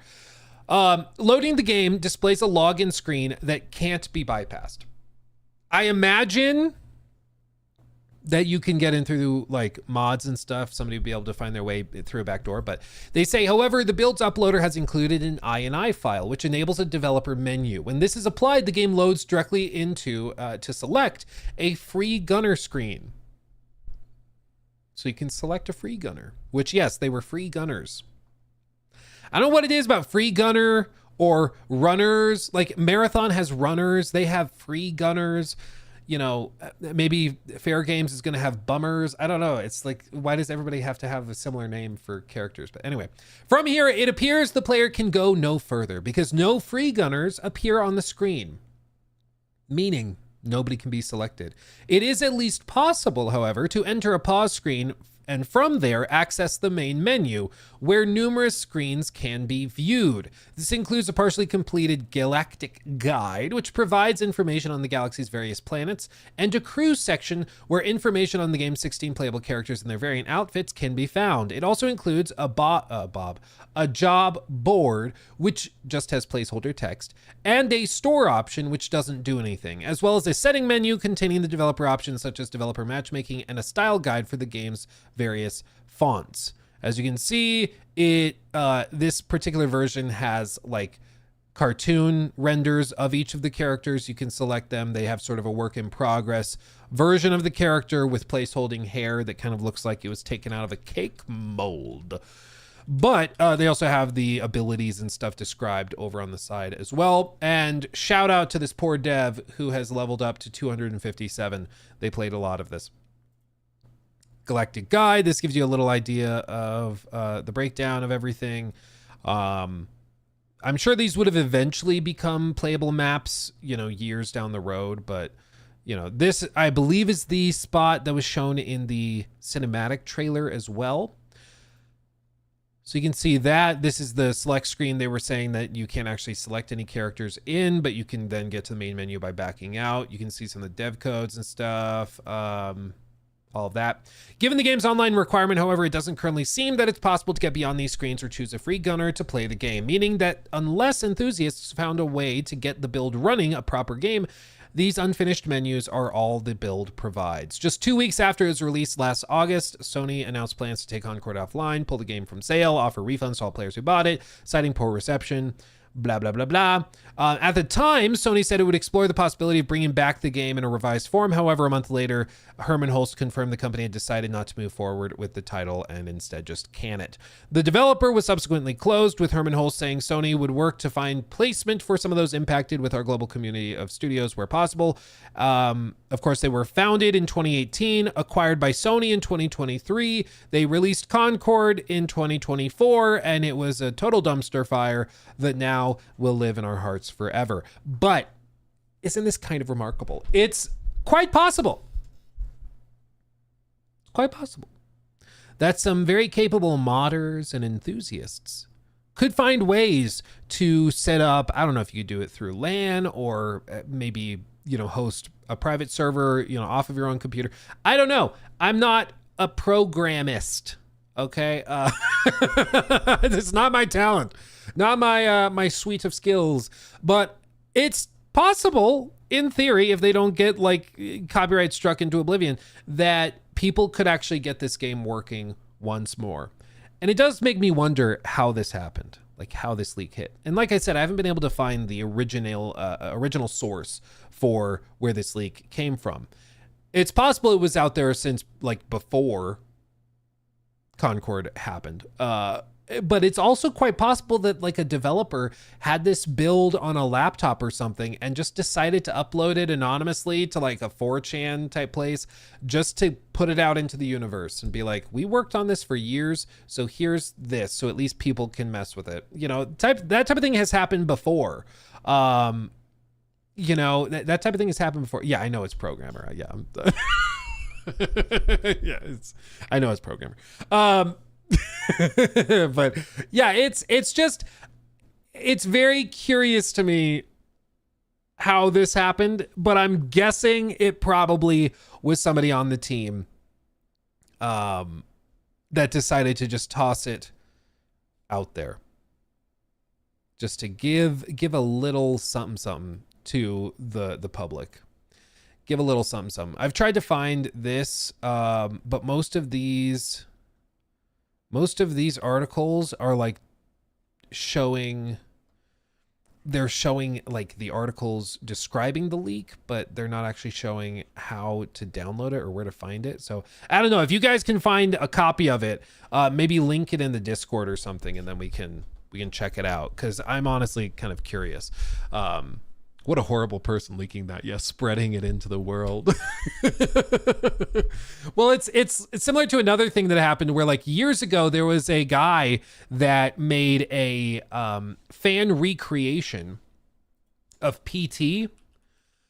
But eventually it got, let's see, is this it? Eventually it got like copyright struck and they had to take it down.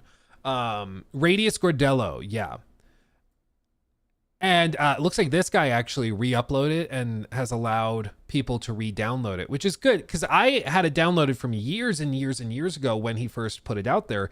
And he recreated asset for asset, like little bitty detail to little bitty detail, the entirety of PT. We've actually played it on stream before.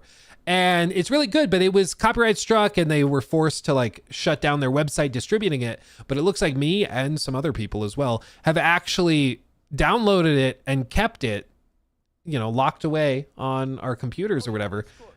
And people have done this, like re-uploaded it. $50 through Super Chat. What game are we more excited for? Fair Game or Marathon? What game am I more excited for? Fair Game or Marathon? Excited is a strong word. That's a strong word. I honestly don't know. I don't know. I've played Marathon like at the whatever preview event. Alpha preview, whatever. And I had a decent time with Marathon. I even had fun and I said after the event, I'll play more. I want to play more. And I played more. But then like after another few hours, I was like, I'm good. You know, so for me, Marathon was a game I had kind of seen everything it had to offer in my view after like 10 hours, you know, like just, I was good. With Fair Game $, it's possible that game is actually like really, really good and it's just been like marketed really, really poorly. It's also possible it's totally mediocre. It seems like there was a playtest that was leaked and rumored and discussed or whatever. I think Insider Gaming reported on it.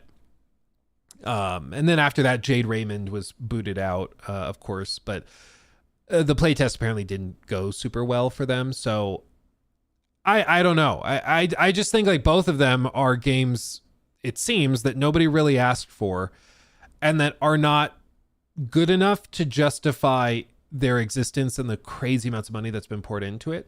So we'll see. You know, as time goes by, maybe they'll put something out and it'll blow us away and amaze us. But as of right now, it doesn't seem that exciting or compelling. Arc Raiders also played that, and I get why people are really thrilled for that. That's one to be excited for, you know.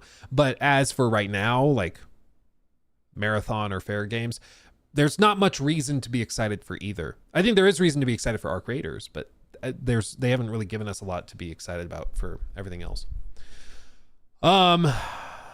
Yeah, it's dead. It's possible. I don't know what their plan is, but it's definitely possible that they're just going to choose to walk away from it. The fact that they booted out the studio founder is not good. Oh yeah, I put into the stream chat room yesterday, Cotton Eye Joe hype up, and somebody asked me why I put that into our Discord. They're like, why do you just have a random post that is Cotton Eye Joe hype up? But I put it there to remember, to mention, I was headed into the gym yesterday, like for my 9 a.m. class. So at 8:49 a.m. I was walking in, and there's a guy sitting in his like Jeep, and he was blasting. Where did you come from? Where did you go? Where did you come from? Cotton Eye Joe. Cotton Eye Joe. Like he's blasting that song, full volume, just hands on the steering wheel, right outside like the gym. And I was like, bro is getting hyped up for his workout to Cotton Eye Joe. In my life, I had never, what? Yeah, what a Chad. I love the idea that you're like, time to get in the zone. Time to get in the zone. A lot of people do like Lose Yourself by Eminem, or they'll blast some old, like, you know, old classic rock song, you know, from the 80s or something. And he chooses Cotton Eye Joe to hype himself up before a workout. I don't know. Now I'm kind of curious if I need to try it. Maybe that gets like your heart going. You're like, I'm ready to go. It's just very funny. He's also like a dude that was, I'm guessing, like 50 years old. But the dude is jacked. I mean, he is nothing but muscle. It was a monster. So I was like, clearly it's working. Clearly it's working. Yeah. It blew me away. I was thoroughly entertained. But anyway, there you go. Concord is back. And it seems like it's going to be with us into the future. At least because it's a build, it's theoretically possible to be able to go into the back door code, whatever, and maybe get custom matches working.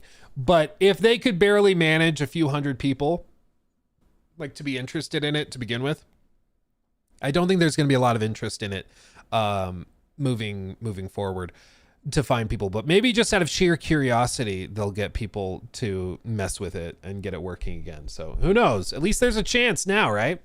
Who knows?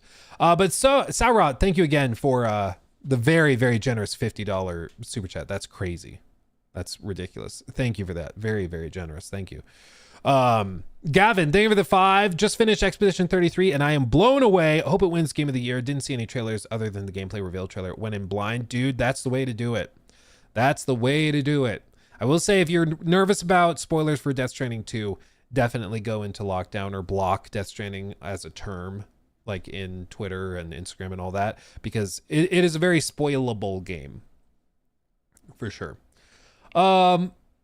Let's see. Real serious thing for the 1 month. Just upgraded my PC. Went from a 2060 to a 5070. Life is now good. That'll be able to play Cyberpunk not in 20 FPS.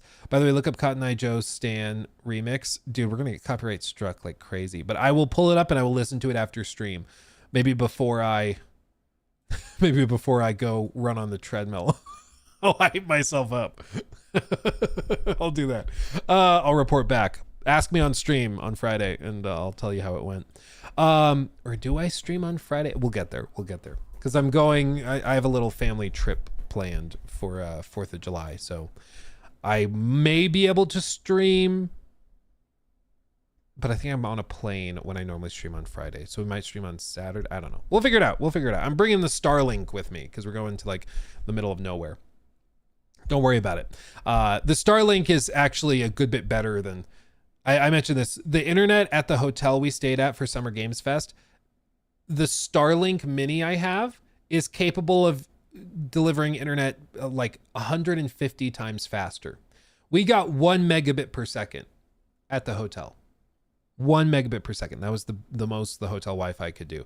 The Starlink, I get anywhere from like 150, sometimes up to like 300, 400. And that was in the middle of nowhere in the Bahamas. I was able to get that. So we'll still be able to stream and stuff. Maybe with a slight buffer, slight delay or whatever, but I'll still be able to do stuff when we're there. So don't worry. Yeah, get ready for the surprise gaming news drop. Yeah, GTA trailer 3 the second I hop on the plane. John the Tank, thank you for the 10. I'm starting to not understand the continued interest in Concord. Do people still talk about it because of the level of failure it was, or because of it being an internet meme now? I think both. The reason Concord failed is multifaceted, but I've said this before. Sometimes gamers pile onto a game not because of what it is, but because of what it represents. And I think in the case of Concord, it was both, which is why it was such a particularly destructive mix. Because Concord represented, and its failure represented, a broader frustration within the community with regard to like Sony's overall direction this generation, with a sort of disregard for what people really, really wanted, which was like, you know, single player high quality games. And instead they're putting all this money and effort into these like Overwatch kind of spin-off, rip-off games. And so I think part of it was that what it represented, it paired with the culture war stuff because it also had really hilariously bad character designs and it was very clear what they were doing. It paired next to Suicide Squad, which had similar issues. It was also paired with like the Sweet Baby Inc. stuff that was going on at the time and was going viral. So it was just like a perfect storm of a lot of things people were upset about all at the same time. And then you tack onto it that it's just not a particularly good game and you're screwed. you're screwed. So I think, you know, its failure started with that, and now it's just kind of a meme, and that's part of the reason why people still talk about it. And it's just fascinating. You know, people like watching a dumpster fire. People like still talking about Starfield every once in a while. And, you know, for some games it is just simply because it's a meme. And it's like, oh yeah, what did happen with that? They're just curious, you know?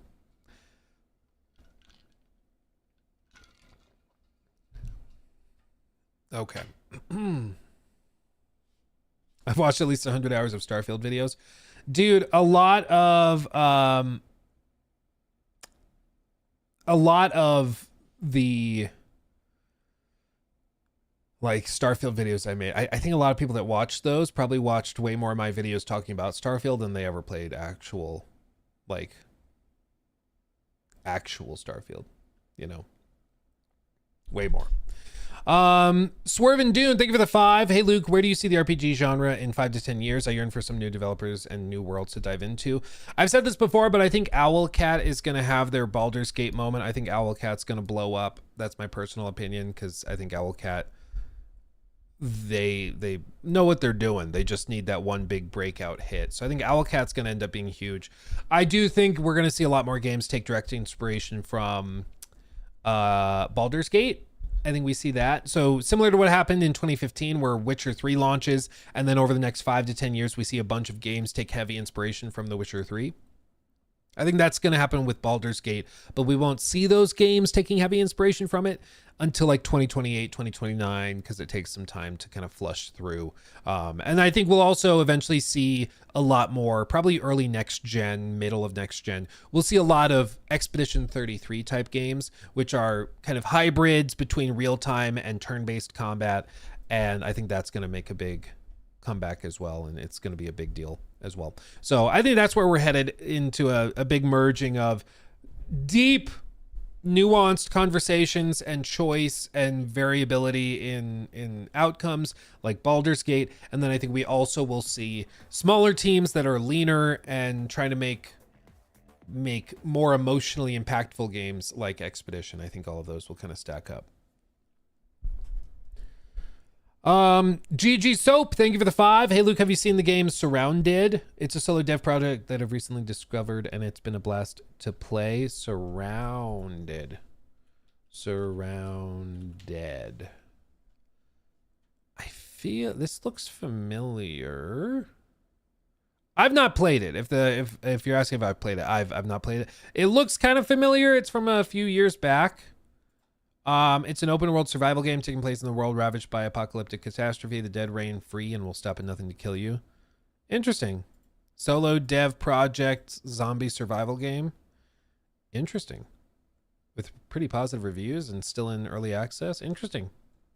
Yeah, I've not checked it out, but I'll keep that open. I'll open it in this other window and I can look it up after stream, add it to like wish list and keep an eye on it. Thank you for the recommendation. It's cool. Tara, thank you for the 5. I have 500 hours in Starfield, but it's mostly just to annoy my friends at this point, / confirm for myself the mediocrity of each new DLC. Oh, wait. Yeah, I've only put 500 hours in. Really disappointed game. Yeah, really disappointing. It's the same thing with those like Monster Hunter players where they're like, they have 400 hours and they're like, yeah, I'm disappointed with the lack of content. And you're like, bro, 400 is a lot, dude. Like, what? What do you mean you're disappointed with the lack of content? I get it. A lot of that's for like grinding the same monsters over and over and over and over again, which I agree. There could be a lot more in Wilds. Did I say World? I meant Wilds. But yeah, it's a funny thing when people have hundreds of hours and then they're like, yeah, the lack of content's really frustrating. The game really sucks. Anyway, I have 500 hours in it. Yeah, it's a common thing. Yeetus Deletus, thank you for the super chat. Steam Summer Sale tomorrow. Yeah, baby. Yeah, baby. Everyone buckle up. Brace your wallets. Get ready. Get ready. I mean, the directors of Blood Message confirmed that they greenlit the game after God of War 2018, and it was a big inspiration. Yeah, and you get that vibe from it. It definitely does seem like they're taking inspiration from there, which I am okay with. Like, it's like, you know, when The Witcher 3 launched and a bunch of these studios were like, yeah, we're taking a lot of inspiration from The Witcher 3. And people are like, oh God, here we go. I'm like, no, I'm okay with that. I'm okay with that, dude. Like, more games like The Witcher 3, please. Please. Okay. Also, so a bunch of guys shared this with me. This is a new pirate game, Crosswind. Brand new gameplay trailer.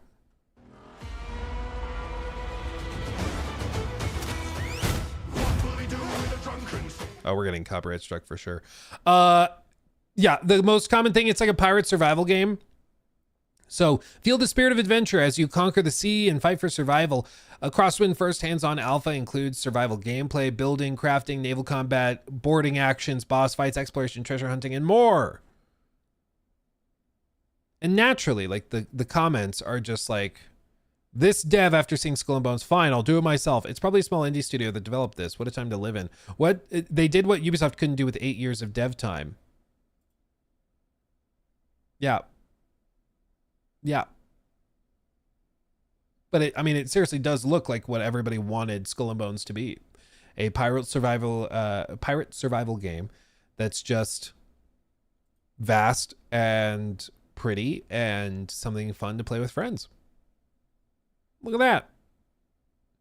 I'm here for it, dude. I'm here for it. There's a lot there too.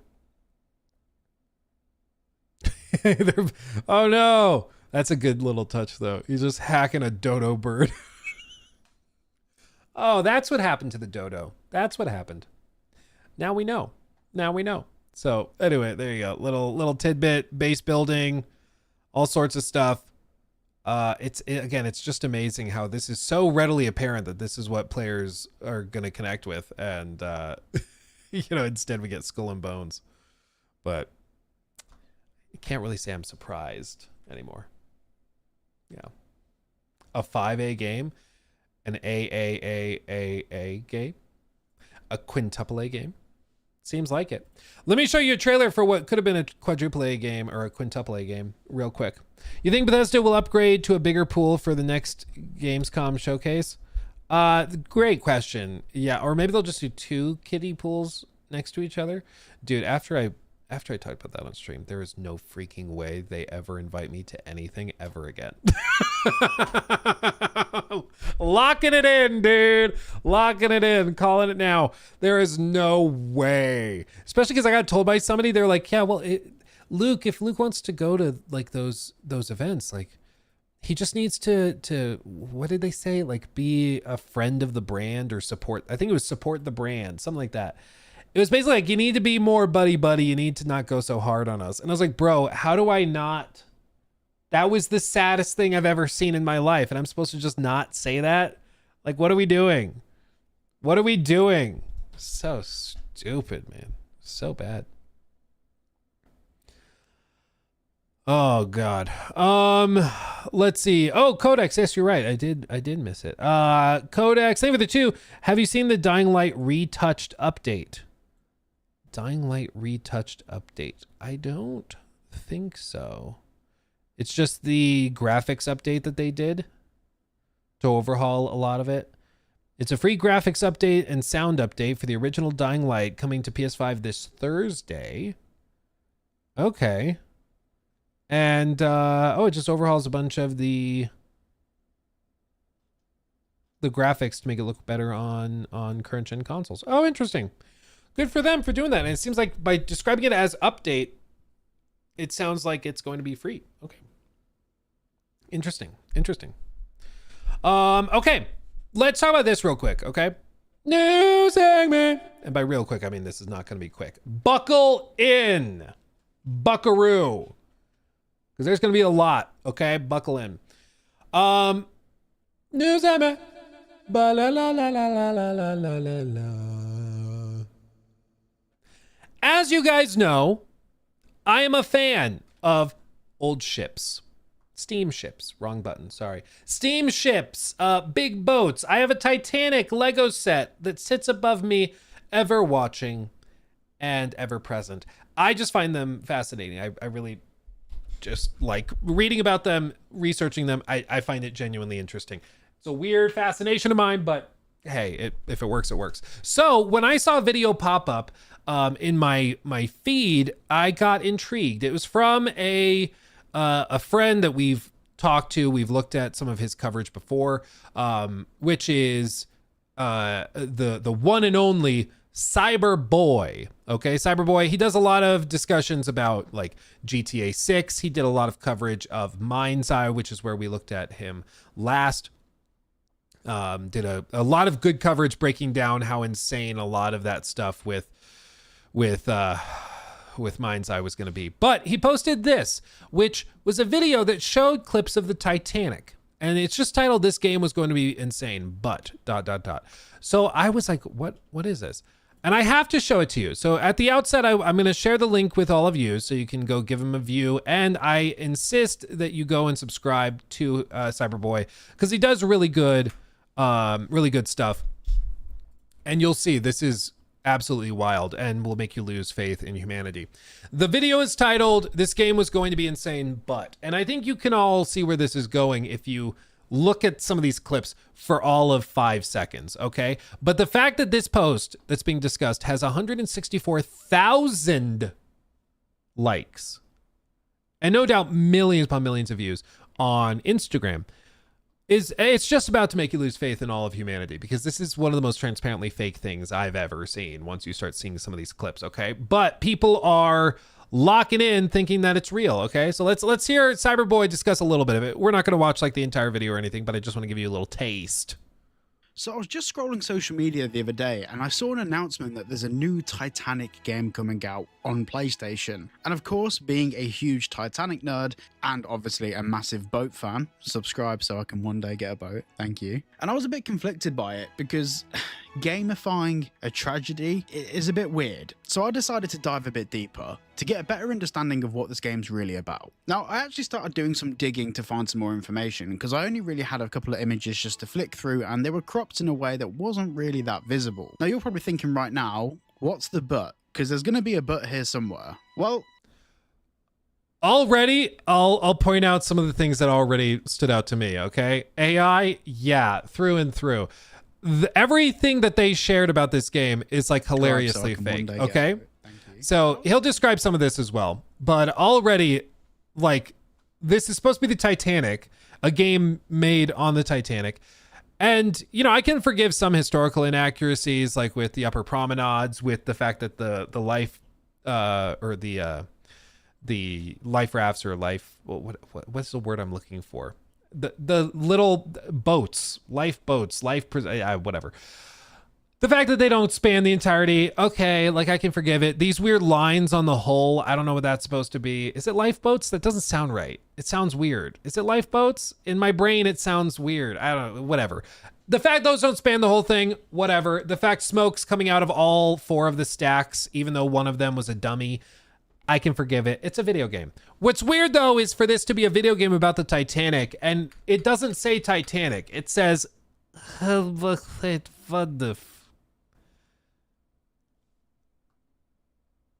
What? Like, if it was a game about the Titanic, you'd think they would make the Titanic label on the ship in the right place, and then also it would be actual human letters. So already this is kind of weird. Next little snippet. Look at this. Okay, here there's a door handle on the wall for some reason. The handles don't match from door to door. That's weird. Okay. Some of the other things, like these lights are starting to blend in together. So this door has this like candle light next to it. None of the others have it. They all have these lamps. So already there's weird inconsistencies, which you see with AI stuff all the time. With this, similarly, there's all sorts of, like, it looks good in broad strokes, but if you start to look a little bit closer, it like stops making sense. Where this, I think, is supposed to be a door, but it also doesn't have a clear handle or anything. The like things that are supposed to be symmetrical aren't symmetrical. And even just practically, like, why is the bed right up against the cabinet? Like, how are you supposed to get through, and where does this door go? There's weird things like that, but this one is more believable. I'll give him that. It pans forward. This poor man has high heels on and doesn't have arms. Very few of the characters actually have arms, strangely enough. This pose, like you see also this person's walking and they're moving really, really strangely. It's also a really weirdly framed image. The more you look at it, the more closely you look at it, the weirder it starts to look. It gets weirder and weirder and weirder. It's also like weird things like, is this supposed to be a piano? What is this object? Is that supposed to be a shadow? It looks like it was starting to be rendered as a piano, and then the AI like kind of lost track of it, and so it just kind of melded into the background. It's really, really weird. Their hands are always the biggest giveaway because the hands aren't realistically moving. There's some weird pipe coming out of nowhere into the ceiling. None of this is level. It's all warped. Like, the closer you look at all of this, the weirder it starts to look. And even if it's not historically accurate, that's one thing. But across the board, it just doesn't look right. Like, they're standing on basically glass as well. Why is it so shiny? You know, like, what is... Yeah, the violin's going into his body. Exactly. So let's hear him describe some more of the stuff that he noticed too. Probably thinking right now, what's the but? Because there's going to be a but here somewhere. Well, this is a complete and utter scam. The game does not exist. Now, where have I said this before? Well, let's just take a look at the images. Well, firstly, what does that say? Because that certainly doesn't say Titanic on it. The placement and the amount of decks is completely wrong. It's also, this is a common thing with AI. Like, it loses track once you get to like fine lines. What the hell is even that? Like, it just gives up. It's like, yeah, sure, that's a wire and that's a cable and these connect here. Like, it looks like it's been raised from the bottom of the sea already. Like, it doesn't look right at all. Also, why are there mountains? Where is this sailing? We can see the two middle funnels smoking. We can see the ship. Yeah, it's missing a funnel as well. Where did the other funnel go? What are we doing? There's supposed to be 4. One of them was actually a dummy, but there's supposed to be 4 funnels. This only has 3.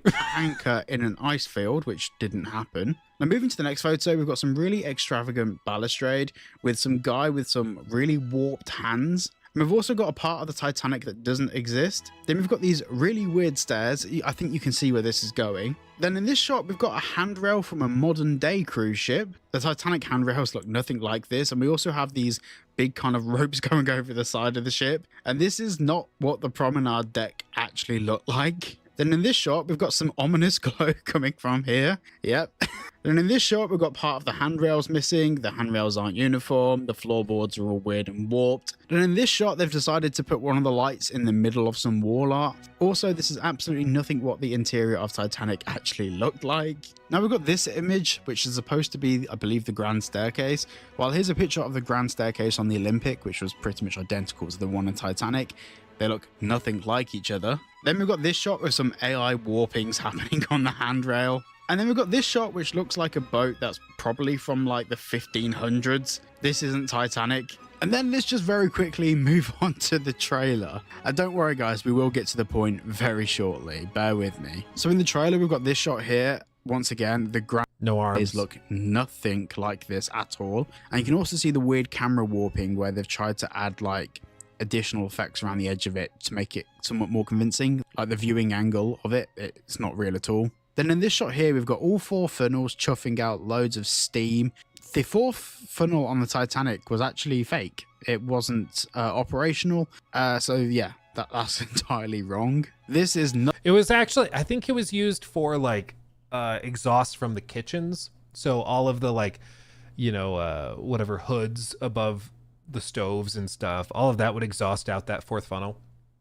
But it would never look like that. I mean, you would never see billowing smoke out of all 4. It would be, you know, 3, and then the 1 would appear clear even though stuff was exhausting. This is not... It's like ventilation, things like that. Think like what the cabins actually look like at all. This is actually more inspired by what a modern day cruise ship interior looks like, just from the layout, obviously not the furnishings. Then on this deck here, now someone on Instagram actually pointed this out very correctly. They've actually merged the front of the Titanic with the rear of the Titanic here. So yeah, you can see this is supposed to be like at the front, like that's the captain's deck up there where the wheel would have been like right up in there. And that's at the front of the ship. You can actually see it in my Lego version of the Titanic right there. It was not at the back. Like there was not this big gap at the back where there's like a mirrored version of the front of the ship. You know, like we're basically seeing Titanic in a half. I'm not sure how best to describe that. Then this is great. We have an orchestra playing here with something bizarre happening in the top right-hand corner. I wish I could explain what that was. And what looks to be speakers on the ceiling. Oh, that's a good and catch. a fire Yeah. alarm system. That's Oh, good. incredible. I don't remember Good old 1912 fire alarms with LED lights and strobes. JBL speakers existing back then, but hey, I could be wrong. Now in this shot, they've only got 3 of the funnel smoking, but the smoke is going into the direction of travel, which if figure the that ship one is out. moving at, like 18 knots, the smoke would be going backwards, not forwards. And then here we've got these people's hands merging into one hand together, unless the guy's removing his hand and passing it to the guy next to him. I'm not sure. And this is apparently what swimming looks like, so that's fun. And then apparently Hey, to be fair, that's how I swim. Dog paddle. It upsets my wife because my wife was on like swim team and she can actually like, she's a monster when it comes to swimming. She'll like go into like the pool with the laps, the lap lanes or whatever. And she will go take a breath and she'll just dive in and she'll swim the length of the pool and all the way back and then come up for a breath. I'm like, how dare you? And meanwhile, I'm over there in like a 6-foot section of the pool.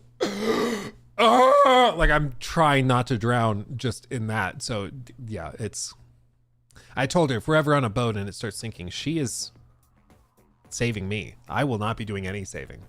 I'm not that guy. Not a strong swimmer. I only dog paddle. when the lifeboats were lowered into the water on this version of Titanic, I can swim, just not well, to be clear. Yeah, to be clear. Very, very clear. they go down a ramp and slide into the water. What the And hell? then, now in this shot here, it looks like the Titanic is actually going down stern first, which isn't what happened. Look, you get the idea. You get the idea of what I'm getting at here. This is all just generated with AI.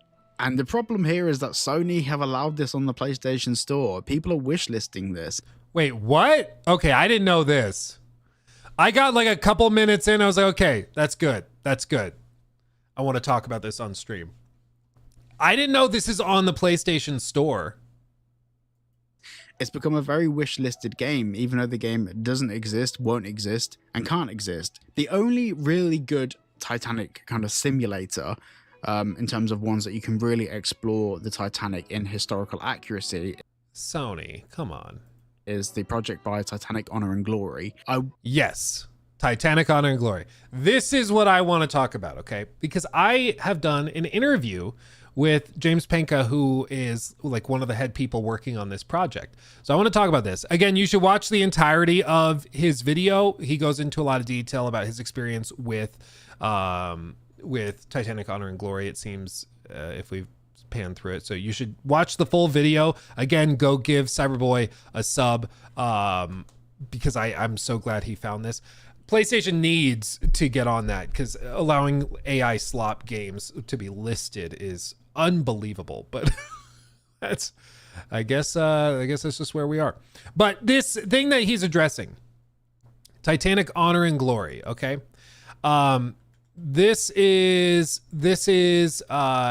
what the project is. Basically, it's been in the works since like 2012, but it is a group of guys that are very passionate about the Titanic story and about Titanic just as a piece of history.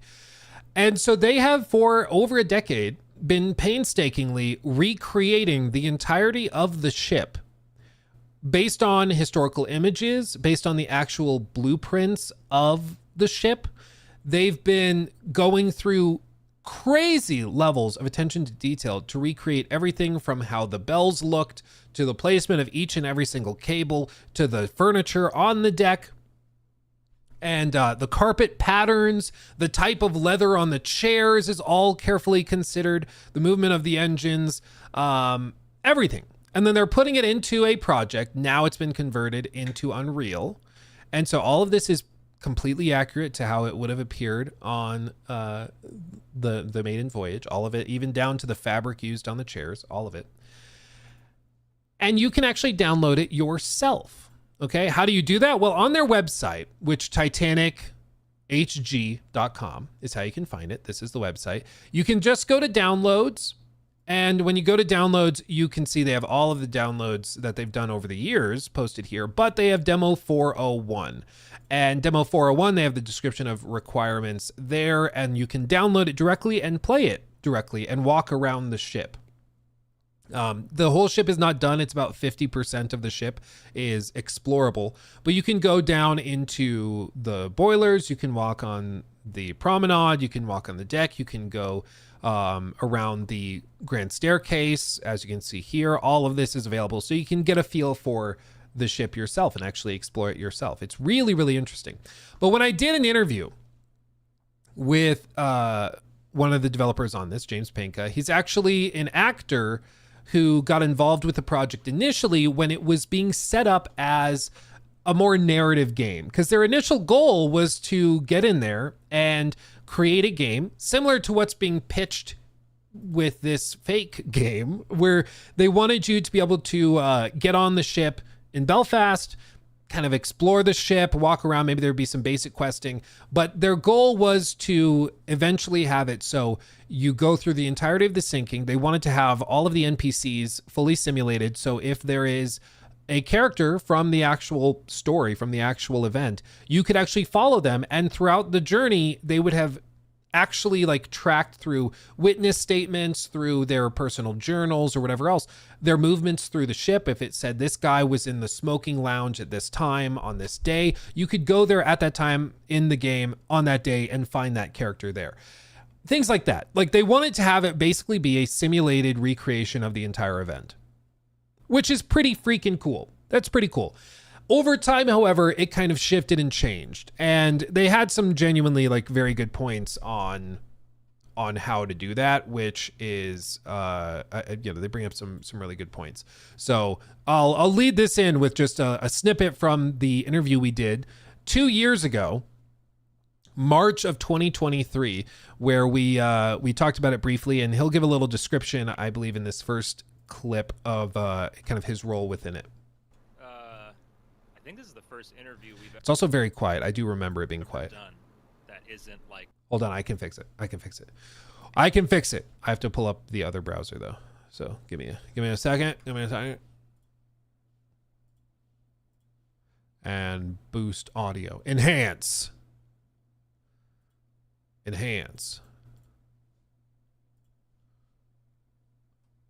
Oh, now audio's not working at all. Oh, really? Oh, here it is. We've ever done that isn't like a stream of hours, you know. Oh, really? I'm pretty sure. I certainly haven't. So so we're all doing some new stuff. I do have some bad news though. Oh yeah. The stream. Yes, the demo that just came out, but optimized like crazy that you were just playing, I think is 20% of Titanic, and the one we just released is 50%. 401. 50. So, so it's quite different, but you know, people can see the demo. It's all, a lot of different YouTubers have played it, and I have a stream. We did a 6-hour stream of it last weekend. So if people want to see the most up-to-date stuff, it's out there. But yeah, and his name again is James Panka, and he's been involved in it for a few years at this point, but he was writing some of the script for when it was going to still be a narrative thing, and this is him talking a little bit about some of the difficulties with like the historical recreation of it. It's important to establish those expectations, because over the past decade, and you deal with this day in, day out, it's like people have heard what the original vision was, and then people hear like rumors and twistings of that, and they're like, oh, it's actually gonna be like, you know, a 50-hour campaign. Like, people start to get insane ideas of this whole thing. yeah. So it's just important to be very clear, like, no, this is what we're doing. It's built around the fandom, and then also being true to the source material and respectful of the people that lost their lives. Right, that's a big part of it because a struggle I had when I first joined the project and I was writing a lot of the script for that story mode. I had written as far up to boarding Titanic, so there was this long epilogue that took place in London and Southampton, and then you boarded Titanic, and that's where I stopped because that's where things would get really interesting. And I was just looking ahead to the sinking, and I'm thinking, how are we gonna sink the ship with 2,200 NPCs? The whole point is like you could pick Thomas Andrews, the ship's designer, and just follow him around and see what he did. And our plan was to base his movements off of where he was seen, and there's no doubt this would help historically with research and all that. But like, do we just show people drowning? Do we show people freezing to death? Do we have children on board? Because there were children, and a lot of them died. It's not a positive thing. So our focus has definitely been not that. And to focus on the ship and the stories, absolutely. There's tragic stories, but in a lot of ways, reading them or hearing them spoken by the survivors themselves is plenty in terms of how close you actually want to get to the deaths of 1,500 people. Right. And that's, I can only imagine how difficult it is, because like if you want to recreate the ship to allow people to explore it and appreciate it for its historical value, and because people are just interested in it, that's one thing. But when you're like, we want to recreate the sinking, okay, and we want to turn it into a video game, okay, that's also like, that's a little trickier, that's harder to do. And how do you do that respectfully? Because when it's like, if it was an 8-bit game, I think people can kind of disconnect enough and it's whatever. But when it is a photorealistic recreation down to like the inch of the Titanic, it's like their version of the Titanic has been used in all sorts of documentaries. They've been used in like when the Titan sub went down, and all of these different outlets wanted to use footage of the Titanic to kind of talk about the Titan sub and everything. They used all sorts of clips from their project because it's such an accurate recreation of the ship. And it's still, by the way, it's still in the works. Like these posts are just from a few days ago, where they're going through and they're making sure that the beams within the actual superstructure of the ship are accurate to the blueprints and to the plans. They're making sure like the bolts and everything and the engravings on each of these objects are properly set. They want to make sure that the actual, whatever you call this, like the brackets for some of the shelves are accurate to the pictures that they have from when the ship was built or the sister ships were built. Like, it's absolutely crazy the level of detail they're going to. It's outrageous. Like, it's crazy. It's crazy. Like, these are the things they're working with to recreate it. Steven donated It's crazy. $10 through Super Chat. Can you talk about Stop Killing Games at some point, please? It is in danger of failing. Potentially. I wanted to do more of a deep dive into that whole thing because I'm not too familiar with it, frankly. So I wanted to do a full deep dive, but I'd like to talk about it because I've heard a few people that have brought it up. So I'm certainly interested. Thank you for the 10. I can check it out, but I'm not too familiar with it. I've heard, I think it was it Pirate Software was doing something with it? I don't know. I'm not too familiar with it. I don't know. But maybe we'll do a deep dive. But point is, they're still working on it actively. And if you want to support them, you can do that through their Patreon because they're still actively working on it, you know, and they're making progress. It's just, as you can imagine, a huge undertaking to recreate a massive ship with scattered historical records and things. But when you're doing that, it kind of becomes too real, and then recreating the actual tragedy in like animated form and then gamifying it, like in terms of gameplay, it gets really tricky. It gets really tricky. So it's very confusing and difficult to juggle the very real historical aspect of the sinking while also giving people the chance to like explore the ship in a quote unquote fun way. So instead they've shifted away and they're just recreating the ship, and their goal is to provide it to people for historical appreciation's sake, for preservation's sake, and let people actually see it and explore it.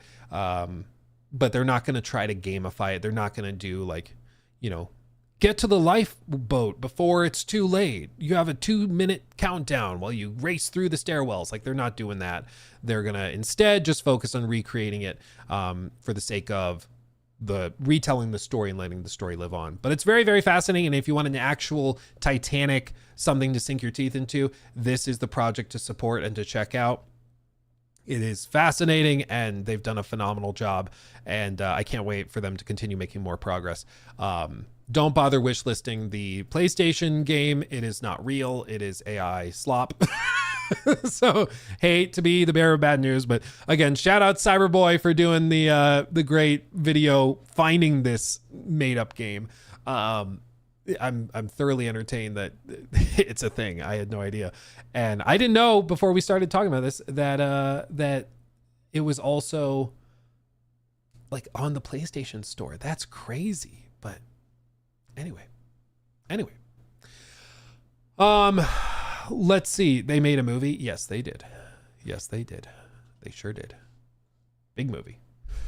Max, thank you for the 5. Luke, didn't know you loved the Titanic. Ocean Liner Designs is making a game called Ship Explorer, but for other ocean liners like Bismarck and Lusitania. Ooh, Ocean Liner Designs does great videos. Love his stuff. He's done phenomenal stuff too. Yeah, Ocean Liner Designs, Titanic Honor and Glory, and another guy I love his videos is Part-Time Explorer. Love Part-Time Explorer. Yeah. Very good. Jimbo, scam. Yeah, well, I genuinely don't understand why they release. Okay, as I think about it, I think I do understand it. I was like, why would they do all of this just to get a game posted on the PlayStation Store? Where's the screenshot of it? Why would they do all of this just to get like a fake game listed on the PlayStation Store and wishlisted? Like, why would they do all of this when they're not going to release the real product ever? Like, why would they bother?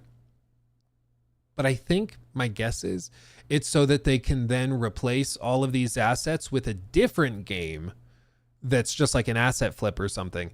And then they sell that for $10, and because everybody's wish listed it, it automatically gets higher search rankings, and maybe some people will buy it out of curiosity. Or maybe they actually do just release AI slop, like, you know, they copy and paste the Project 401 and call it a day and try to sell that to people. I mean, if they're going to scam this much, like, they're probably going to go all out, but it's absolutely crazy. It's crazy. Yeah. Mobile game false advertising technique? Yeah, maybe, but I don't think you can. Like, PlayStation has a record when games are really bad. Like, in the past, at least, they've forced refunds, like what happened with Cyberpunk, where they delisted the game and then gave everybody who requested it a refund. And that refund, PlayStation keeps their cut of those refunds, so they're keeping their 30%. It's then up to the publisher or whoever's selling the game to pay that difference, because they're not getting refunded the full 70, but the customer needs the full 70. So it's just, I just don't think you don't want to go head to head with Sony on these things. You know, like, you just don't want to do that. You're going to lose. You're going to lose that fight. Genuine question: if they made a game about Pompeii, would it be tasteless to show people dying? As it is not is it not as bad because of how much time has passed? I think it becomes easier for people to separate it and think of it less as a historical event when it's been a very long time. But I also think people bring up like, oh, well, you can make a game about World War II. Lots of people died in World War II. It's like, yes, absolutely. But I think war is one of those things where people understand it's a conflict. So making a game about the conflict, people are just accustomed to. They're numb to it, maybe, desensitized to it. But I don't think you would see games being produced about.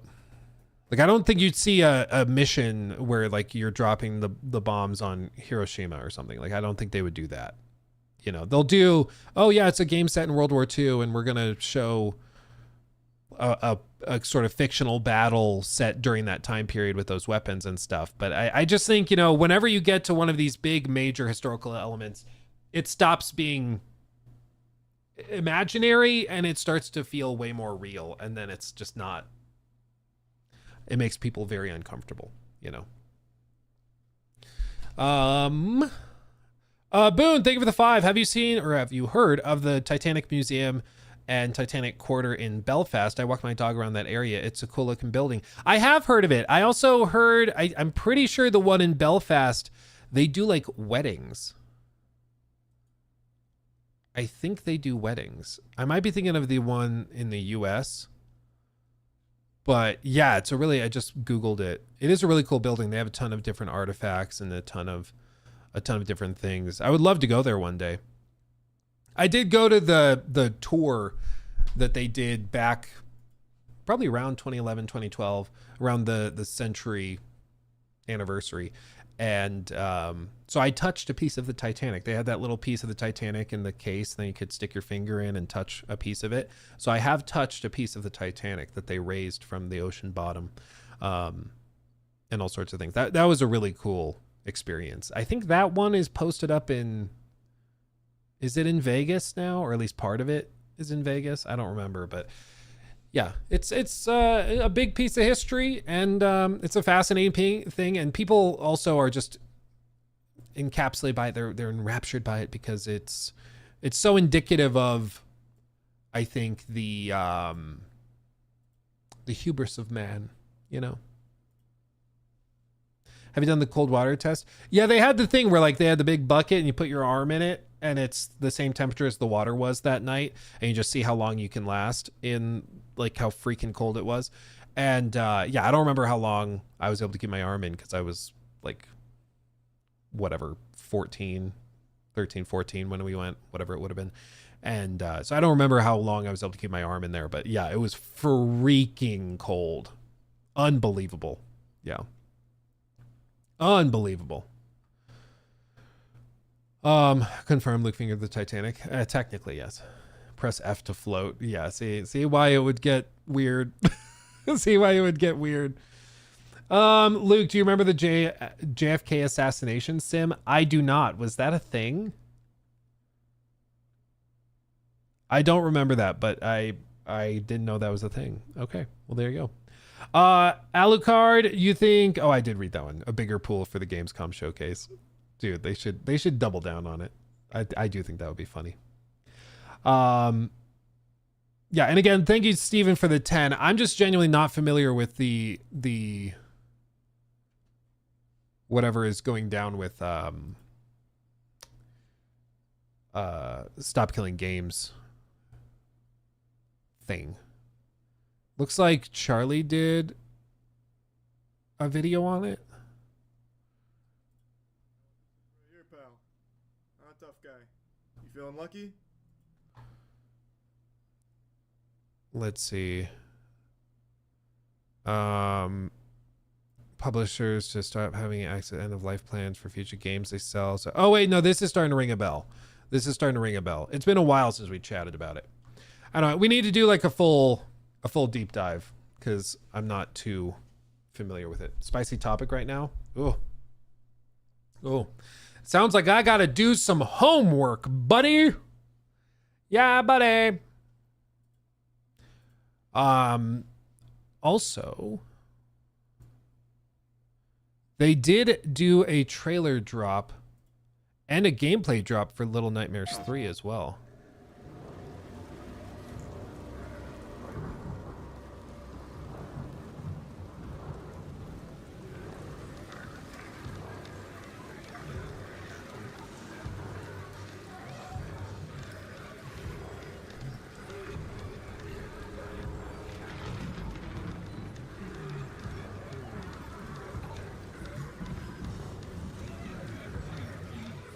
It's spoopy.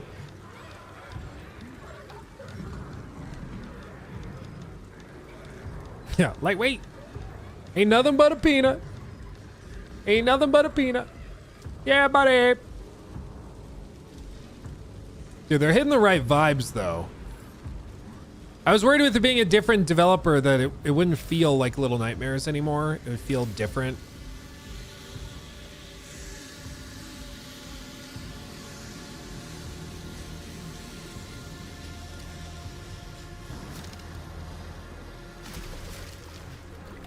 Dude's passed out.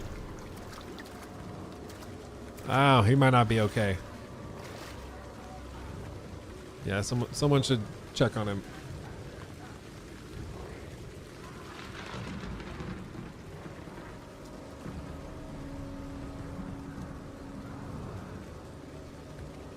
Dude, I'm here for it. I love the vibes. I love the vibes.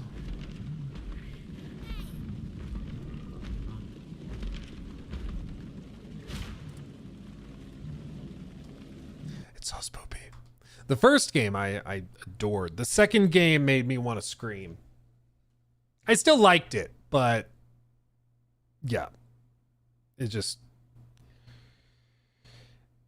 just no spoilers, but yeah, it was upsetting. There was an upsetting bit. You know.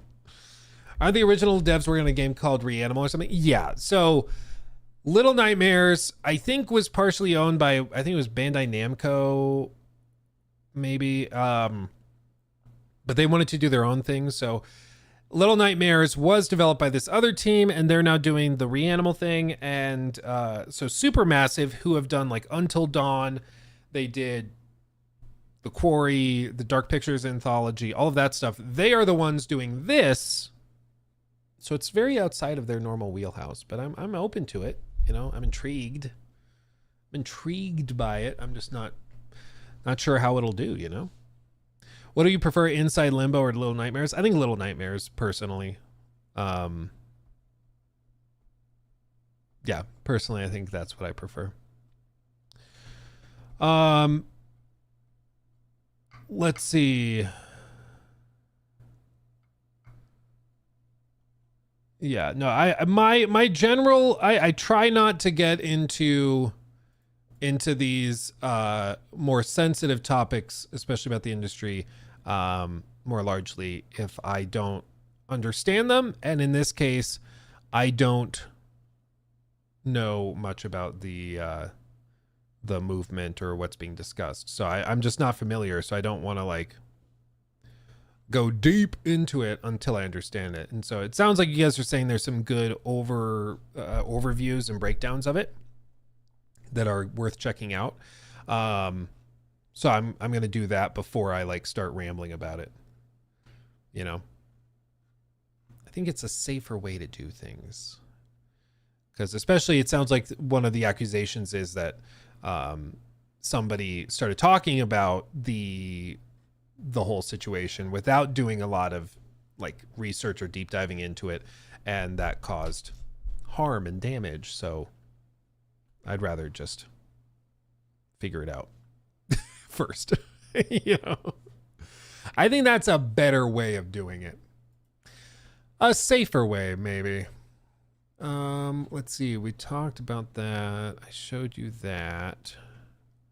The Concord thing, of course, we talked about that. Where did I put? Oh, yeah. Here's this as well. I'm wondering. Okay. New mini segment. Blah, blah, blah, blah. So as you guys know, I've been keeping an eye on Mafia. And Mafia, the Old Country, is a game that's kind of, I mean, people are looking at it, you know, cautiously optimistic, but I do think that there is a little bit of skepticism with it, especially when it didn't show up to Summer Games Fest or anything. Like, people were like, well, it's a little weird. I would have expected to see it. And it's not because it looks bad. It looks good. The problem is just like, it's priced lower, and they haven't shown a lot of like actual gameplay. This is what you're seeing on screen. This is the gameplay trailer. Like, this is the actual thing. And even then, like, we're not really seeing a lot of extended gameplay. We're seeing like, okay, crouch, stealth takedown. Okay, that looked good. Okay, then it's already over. So we're not seeing a lot of smooth gameplay. We're seeing a bunch of little bitty snippets. And then this also looks to have a lot of like custom camera work applied to it. This doesn't look like totally unedited gameplay. I mean, maybe it is, but like that super tight turnaround looked kind of, it didn't look like that would be possible with a like regular controller movement. So I you know, it I would like to see more. I would like to see more. And when I was talking to Jor was saying how he expects that this game is probably going to be like 4 or 5 hours. He thinks it's going to be really, really short, which is why they have not shown a whole lot of it. And what they have shown is fairly similar to other things we've seen. I'm not sure. It might be really short. It might be, 10, 11 hours long. I think the sweet spot for me would be about 10 to 12 hours. I think that would be a good spot for it, especially if they can maintain high production value throughout. But we haven't heard a lot about it until yesterday.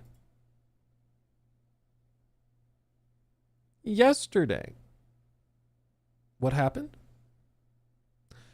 They did an AMA or Q&A. I guess not anything, but they did a Q&A on their subreddit where they answered a bunch of questions from the community. And they selected these questions themselves. So they said they were common questions. So I think what we'll be able to tell through here, there are some interesting questions in here, but some that I'm not particularly interested in. But I think the other thing to look at is perhaps the questions that are not asked, the questions that are not brought up, because that might also tell us a good amount of things as well. So they chose to come out and answer, is Mafia: The Old Country an open world game? They say no. Mafia: The Old Country is not an open world game. Enzo's story unfolds in a structured cinematic way rather than choosing missions or mission orders across a sandbox map. If you're a longtime fan of the franchise, Mafia: The Old Country is structured similarly to Mafia 1 and Mafia 2, meaning that there will still be moments when players can leisurely take in the sights and sounds of early 1900s Sicily and maybe even discover a few collectibles on the way. This is the thing. I think it's going to play much more similar to Mafia Definitive Edition or Mafia 1 if you played that.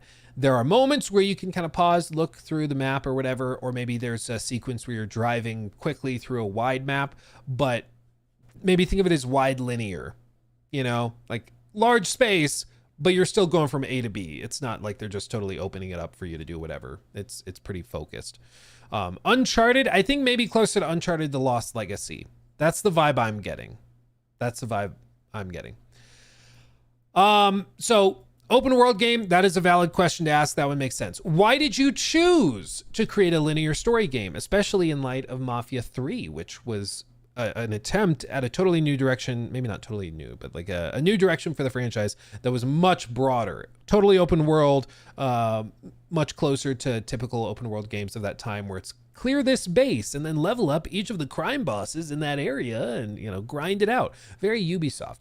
They said, to quote Nick Baines, president of Hangar 13, the developer, who shared this during the developer panel at PAX East, quote, with this title, we drew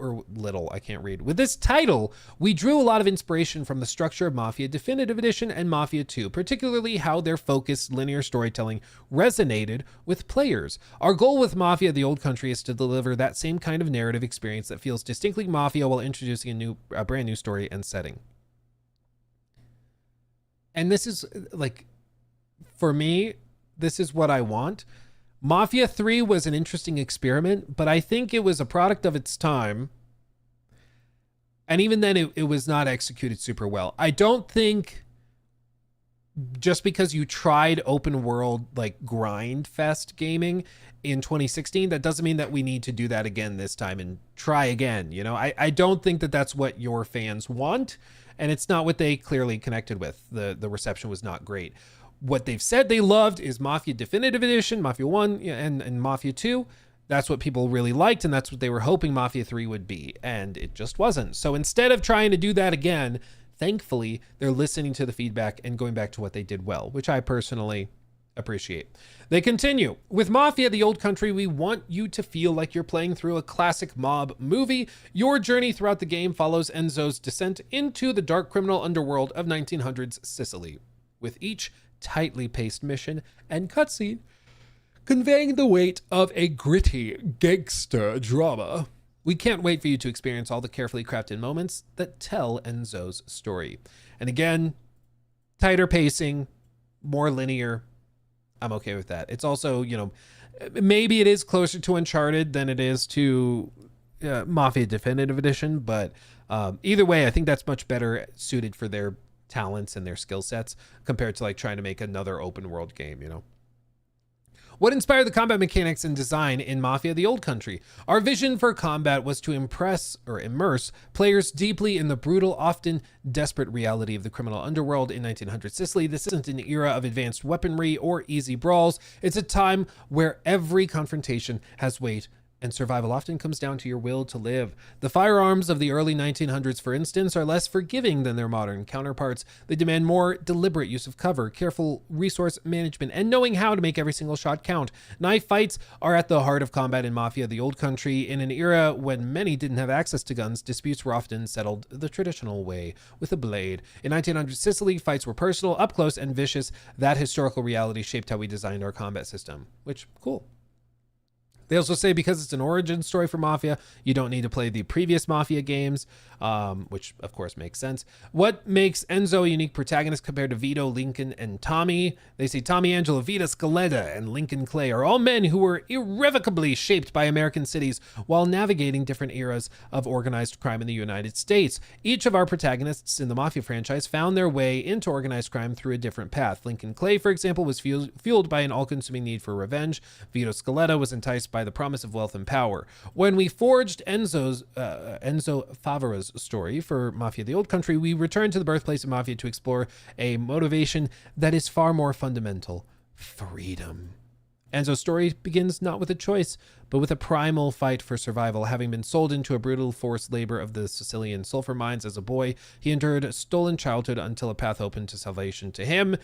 The path into the Torrisi crime family doesn't represent greed or vengeance. It offers the one thing he's never had: a chance to shape his own destiny. The sacrifices he'll face and the kind of honor he might find or forfeit will be uniquely his own, born from an entirely new struggle, far removed from the motivations of previous protagonists. Which does, honestly, I do think he's going to be a very interesting protagonist. I'm genuinely excited to see how that story develops, because it is very different.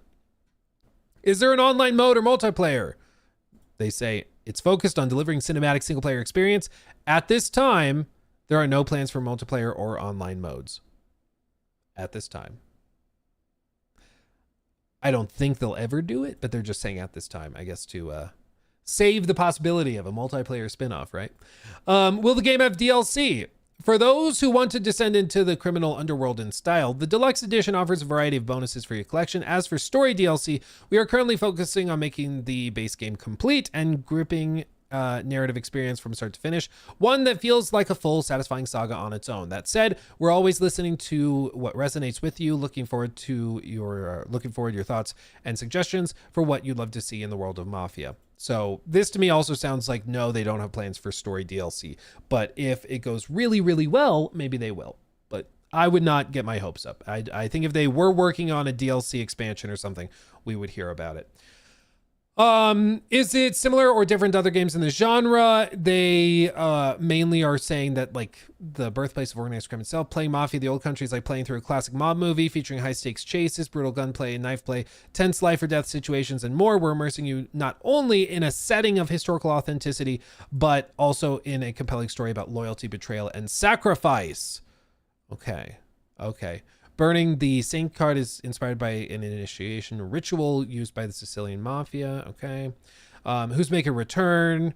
I mean, they're not gonna tell us spoilers. Will you show us more gameplay footage before launch? Big question. Will you show us more gameplay footage? Great question. What did they say? Yes. There will be more opportunities to get a glimpse of Mafia: The Old Country's gameplay as we approach launch. To stay up to date on the development of Mafia: The Old Country, make sure to follow our social channels for the latest updates. We'll share more about Mafia: The Old Country in the lead up to August 8th, so stay tuned. The loyalty you've shown the Mafia legacy is not taken lightly, and we appreciate you joining us on this journey. So they say there's going to be more?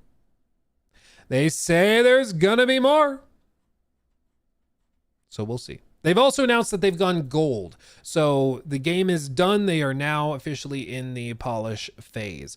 Whoops, wrong button. Surprise ending to the stream.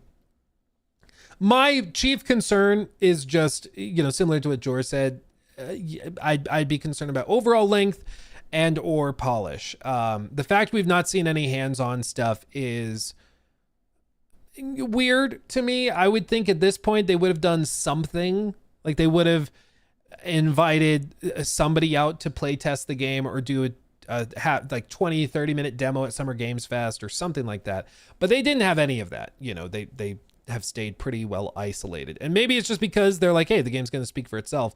When it's released, it's going to review really well and people are going to love it. So why bother? Which, yeah, if the game is really, really good, you don't need to bother with any of that if word of mouth is really, really good.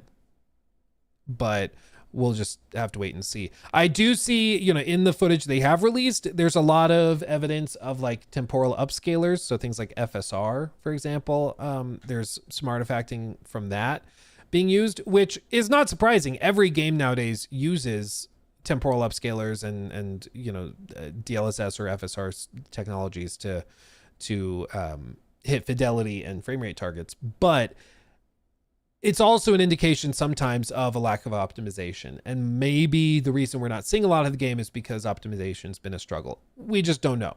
We don't know. But one way to assuage those concerns is to just give people access or an uncut gameplay demo or something like that. Even if it's just like 10 minutes of gameplay, just like we got for Little Nightmares. We just looked at this. You know, Little Nightmares, they just revealed a full 11 minutes of uncut gameplay showcasing what it's like to play the game. Do this. Just 11 minutes of the game. Put it out there, be like, this is what it looks like, and say, this is running on a base PS5. Do something like that. Super easy peasy. It'll give people a lot of confidence, I think, in the quality of the final product. So I think maybe they will do that in the run-up. Maybe in July, they'll, like late July, they'll do something closer to launch. Their goal might just be to do a tighter like marketing cycle. Don't spend a ton of time doing it in the months up to launch, but maybe do it just 2 weeks before launch and just do it all in the course of like 2 weeks. I don't know, but I'm excited to see more. And I know a lot of other people are excited to see more. It was funny when I went to the Borderlands event, that was at 2K at their offices. And of course, 2K also owns and is publishing Mafia. And so while I was there, it was funny because the 2K like creator relations or whatever guy, he was like, so you guys excited for Borderlands? And everybody is there for a Borderlands event. So they're like, yeah, I'm really excited. I'm excited to see what they got. And then he said, what other games are you looking forward to this year? Every single person was like, Mafia. Really excited for Mafia. Everybody, if you have anything about Mafia, please let us know. Very excited. Very excited. So there's interest out there, I'm sure. They just gotta show us more. We want to see more. I hope Mafia will be good. We had terrible flops recently. Yeah, well, and I'm rooting for them specifically because, you know, they've done great stuff in the past. It's just, you know, Mafia 3 was a bit of a train wreck. And I hope that this is not that. But, you know, I guess time will tell. Time will tell. We'll see. We'll see. My chief fear and like worst case scenario would be if it turns out to be sort of a Hellblade 2 situation. If it's like, yeah, it looks really good, but it's Jimbo 404 you know? donated $10 through Super Chat. Hangar 13 was in trouble after Mafia 3, so they followed their passions for Mafia 1 and it performed way better, so now I hope they can deliver more and 2K elevates them as a top-level studio. Yeah, no, I totally agree. My fear with and for them is that they did experience some blowback after Mafia 3 for sure, but they were also hit with several waves of layoffs. Unfortunately, back in like 2022, like 50 people got laid off in their California office. Former studio head Hayden Blackman resigned earlier that month. And you could, I mean, I guess there's two ways you could look at it. You could say, oh no, they laid off some of the guys that could have been really instrumental in helping pull off a sort of over a comeback, just a comeback. Maybe. Or Excuse me. Or you could look at it as they cleaned house from the guys that were working on Mafia 3 and that were working on some of the other stuff that they were caught in development hell with. We just don't know. They say after shipping Mafia 3, Hangar 13, which also includes the remains of 2K Czech, prototyped a number of original IP, but the studio faced layoffs in 2017 and 18, and eventually saw most of its new projects canceled, including one codenamed Volt, which parent company Take-Two quietly shut down last November despite already investing over $50 million into it. The rapid cancellations left hundreds of developers without a project. Ever since, many developers at Hangar 13 have been aimlessly shifting around from one Take-Two game to another, as Kotaku reported earlier this month. The Brighton office is currently leading early production on the new Mafia prequel that will be built in Unreal Engine 5. The game's currently planned to take place in Italy, but Take-Two has also been treating Hangar 13 like an in-source studio, using it to assist in development on other published games like Tiny Tina's Wonderlands, Kerbal Space Program 2, and Marvel's Midnight Suns.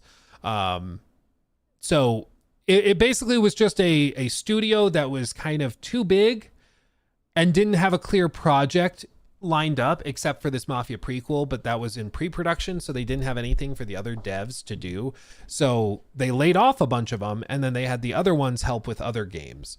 And then, you know, Mafia has been ramped up, no doubt, in the last couple of years. And Mafia Definitive Edition launched in 2020. So Mafia Definitive Edition launched in September of 2020. Alucard donated $10 through Super Chat. My main gripe with Mafia 3 was that it had a relatively strong opening storyline, but after that, it just became repetitive gameplay. Yeah, well, and you could tell once they hit the point where they're like, okay, and then this is where players will make their own fun by grinding this out. It's something that inflates gameplay hours for sure, but it was really tedious because it was all about, you know, it was very almost like Far Cry 6 and Far Cry 5 in how they handled it. So it's just, I think, again, it was a product of its time, but especially if they were to try to do that same type of game again today, it would not have gone over well, for sure. But yeah, Mafia Definitive Edition, this launched in 2020. They saw layoffs in a couple of years after that, even still. But who knows, maybe they were laying off people that were working on those games that got canceled, and they were just doubling down and promoting and expanding the Mafia team because Definitive Edition did well. We just don't know. I'm hoping they make a comeback and Hangar 13 gets back, you know, coming out swinging, because it'd be really cool to have them back and to get more Mafia games. It would be really, really cool, but who knows? I guess we'll see. We'll see.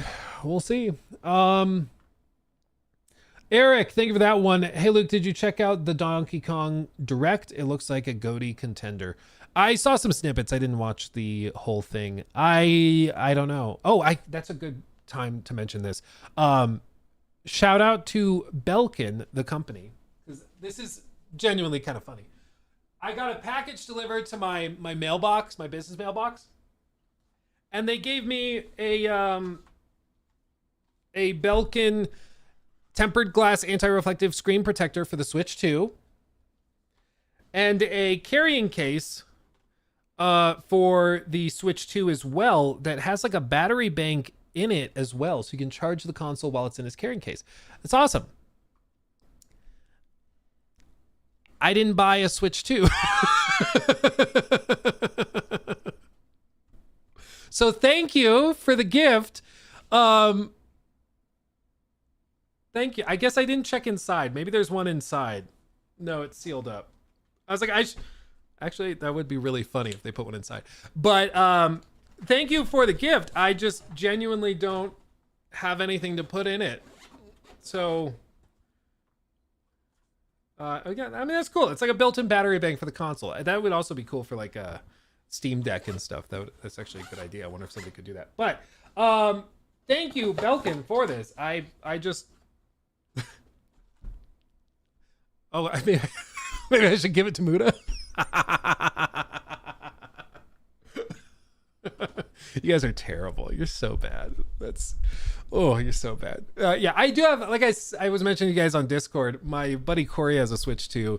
And we had our D&D session scheduled, but one of our players had to bail because he had sort of a family emergency. So instead, Corey brought over his Switch 2 and let us try Mario Kart World on it, and it's not bad. It's like fine. I don't think it's worth $500 personally, but it was fine. It was a cool device. Seemed interesting. Felt better than the OG Switch because I had my like little Joy-Cons and we compared the two controller sizes and everything, and so it's a cool device, well engineered, I'm sure. I just don't have one. So I guess I'll reach out to Corey, see if he needs a carrying case and screen protector. I don't know. He probably, I think he actually does already have one. But anyway, thank you, Belkin, for sending that. I didn't know you were sending a care package, maybe. I don't know. But I appreciate you sending it. I appreciate it. It's the thought that counts. Absolutely. So thank you, Belkin.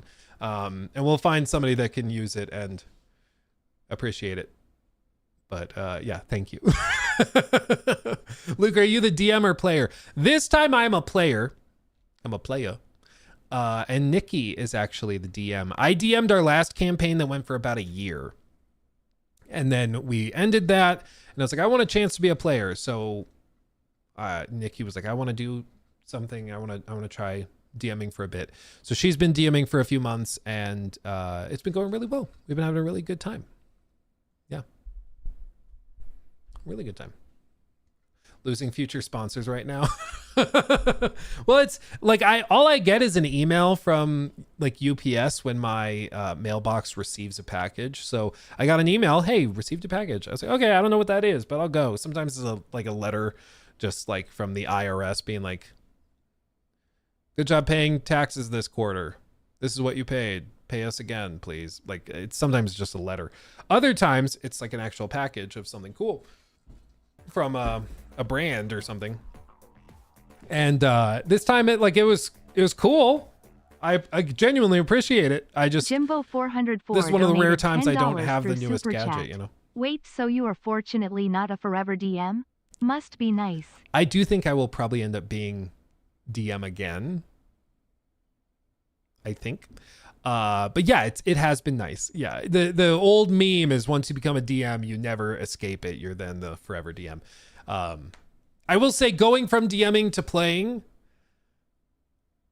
I'm sure once I go back to DMing, I'll miss playing, but I like being surprised by like the stories and stuff that Nikki will come up with, but I also miss doing the surprising, you know, because there is something genuinely fun about being the one that gets to craft everything. Like they don't even know what's behind that door. You know, it is fun. It is fun. So I think, you know, if I go back and DM again, I'm not going to be upset about it or anything. It's going to be fun.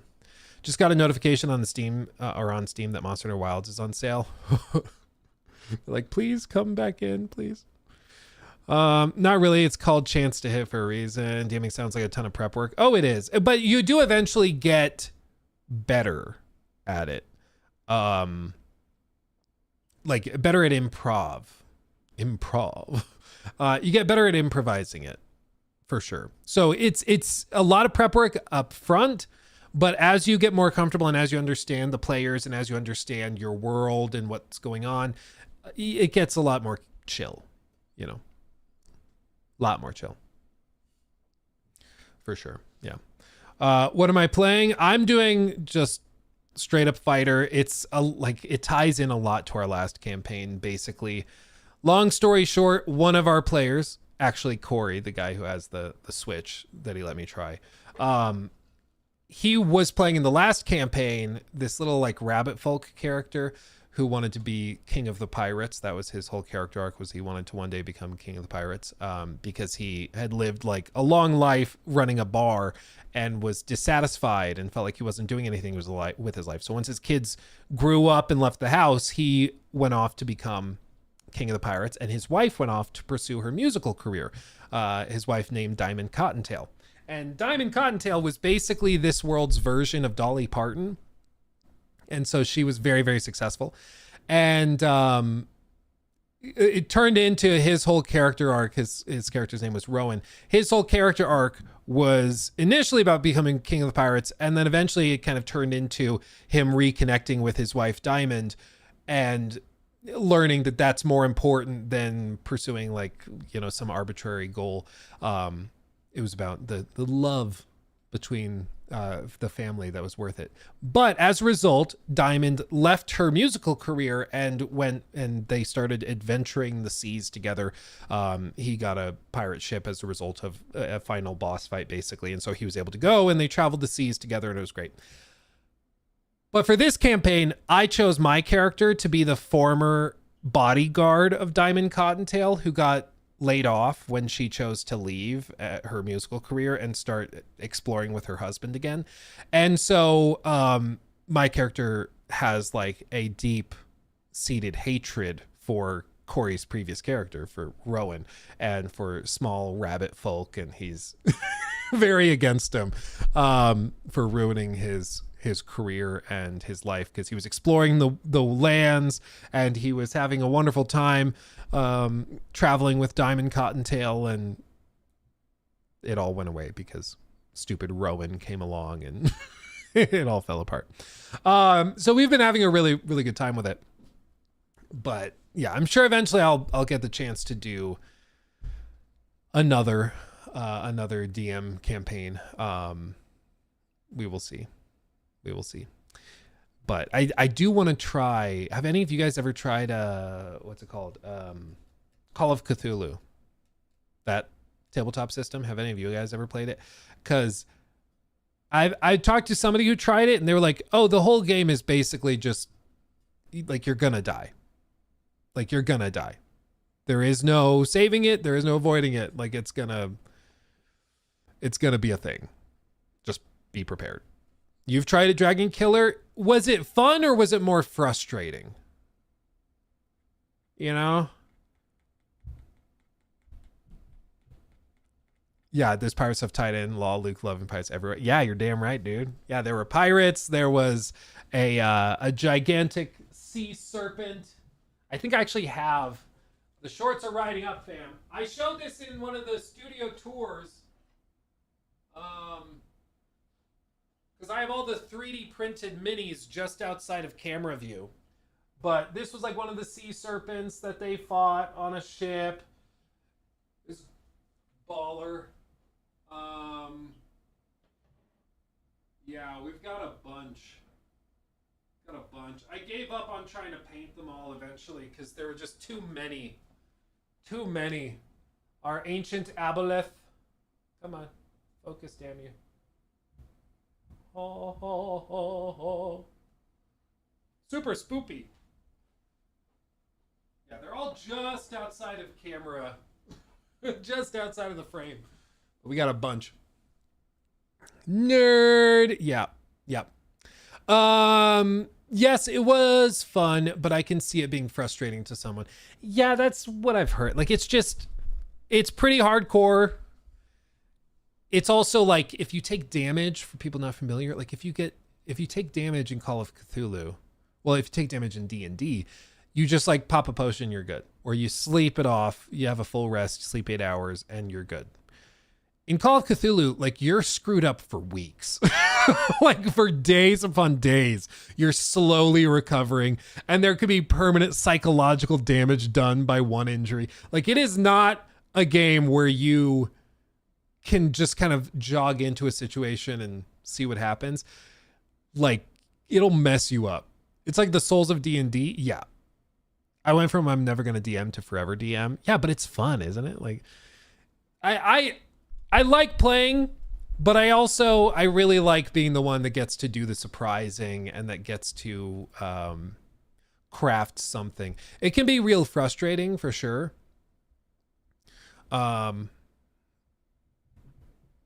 Yeah, it can get really frustrating, but I like it.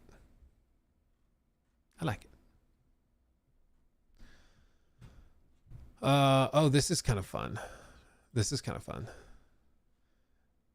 Joseph Fares, he posted these little side-by-sides of the development of Split Fiction from where it started in the prototype phase to what it looked like when they were done with it.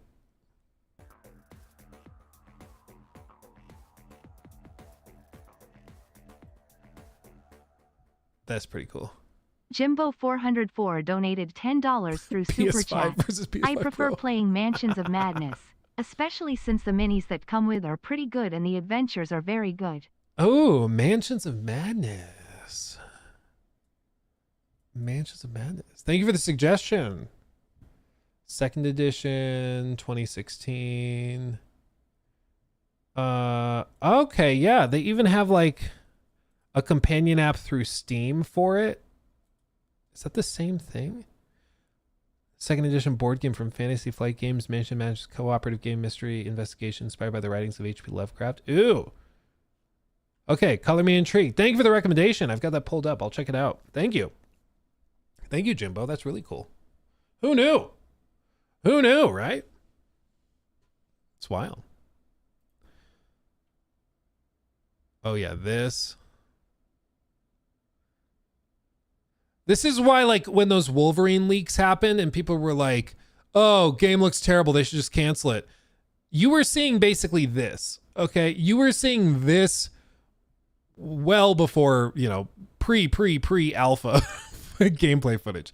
You know, it's like, it's not even in that category yet. It is very, very early.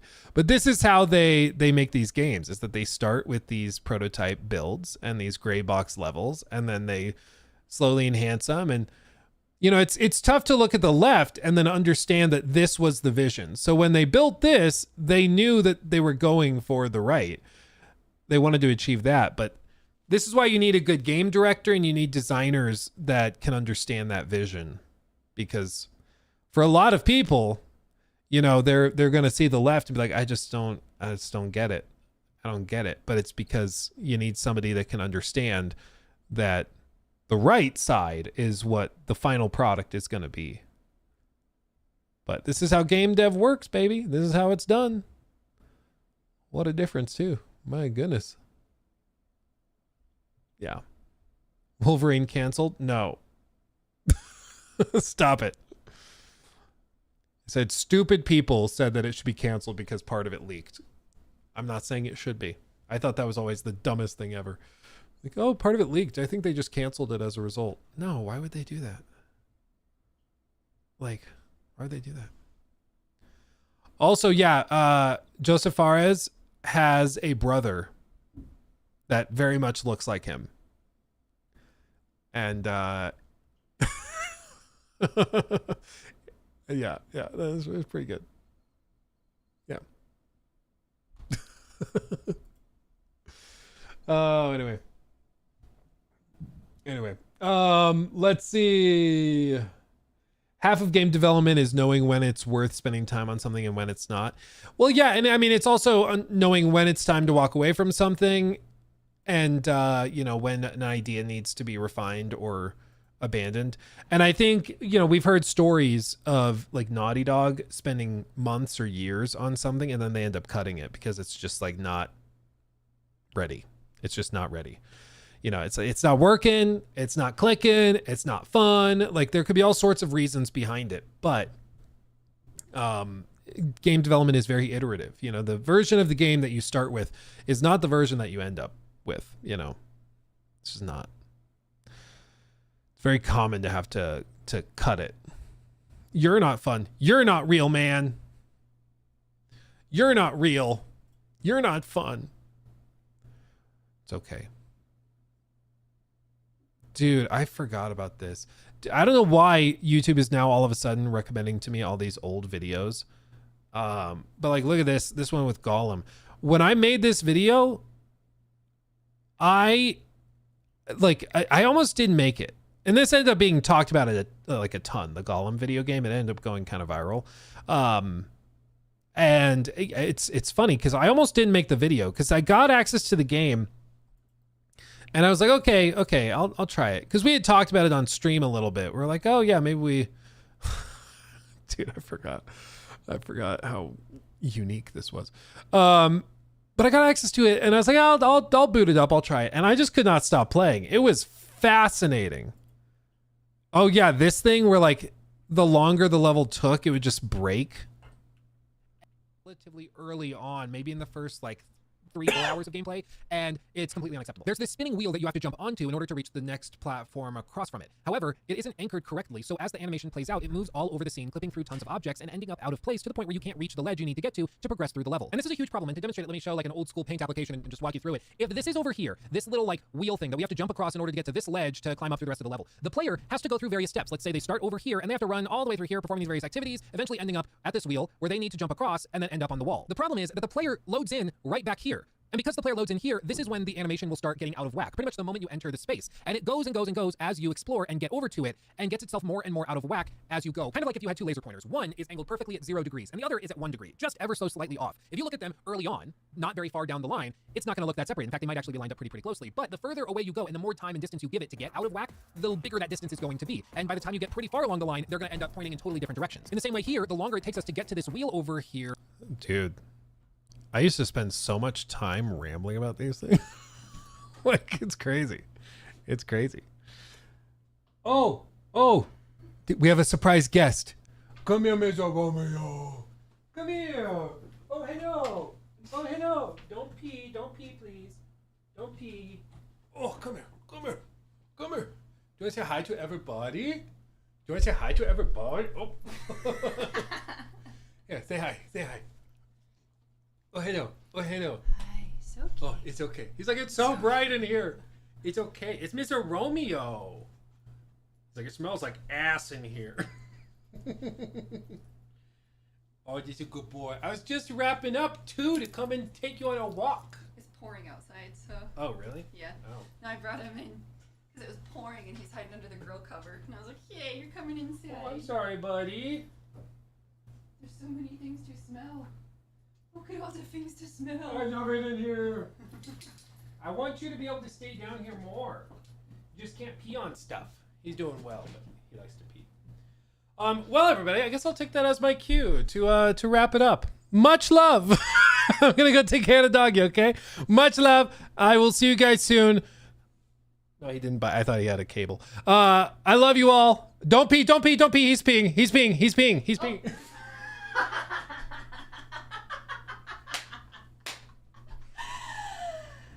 Hey, alright, your turn. Bye. I knew it too, dude. I knew it. Okay. Well, I'm gonna go clean up some dog pee, okay? Oh, no. Much love, everybody. Oh, God. Okay. Anyway. That's freaking hilarious. I was like, what if we end this stream with him peeing on the carpet? And then he does. Okay, I love you all. Thank you. I'll see you soon. Bye-bye. Oh, no, he got paper towels now, too. It never ends. Dude. Okay, this is bad. Bye.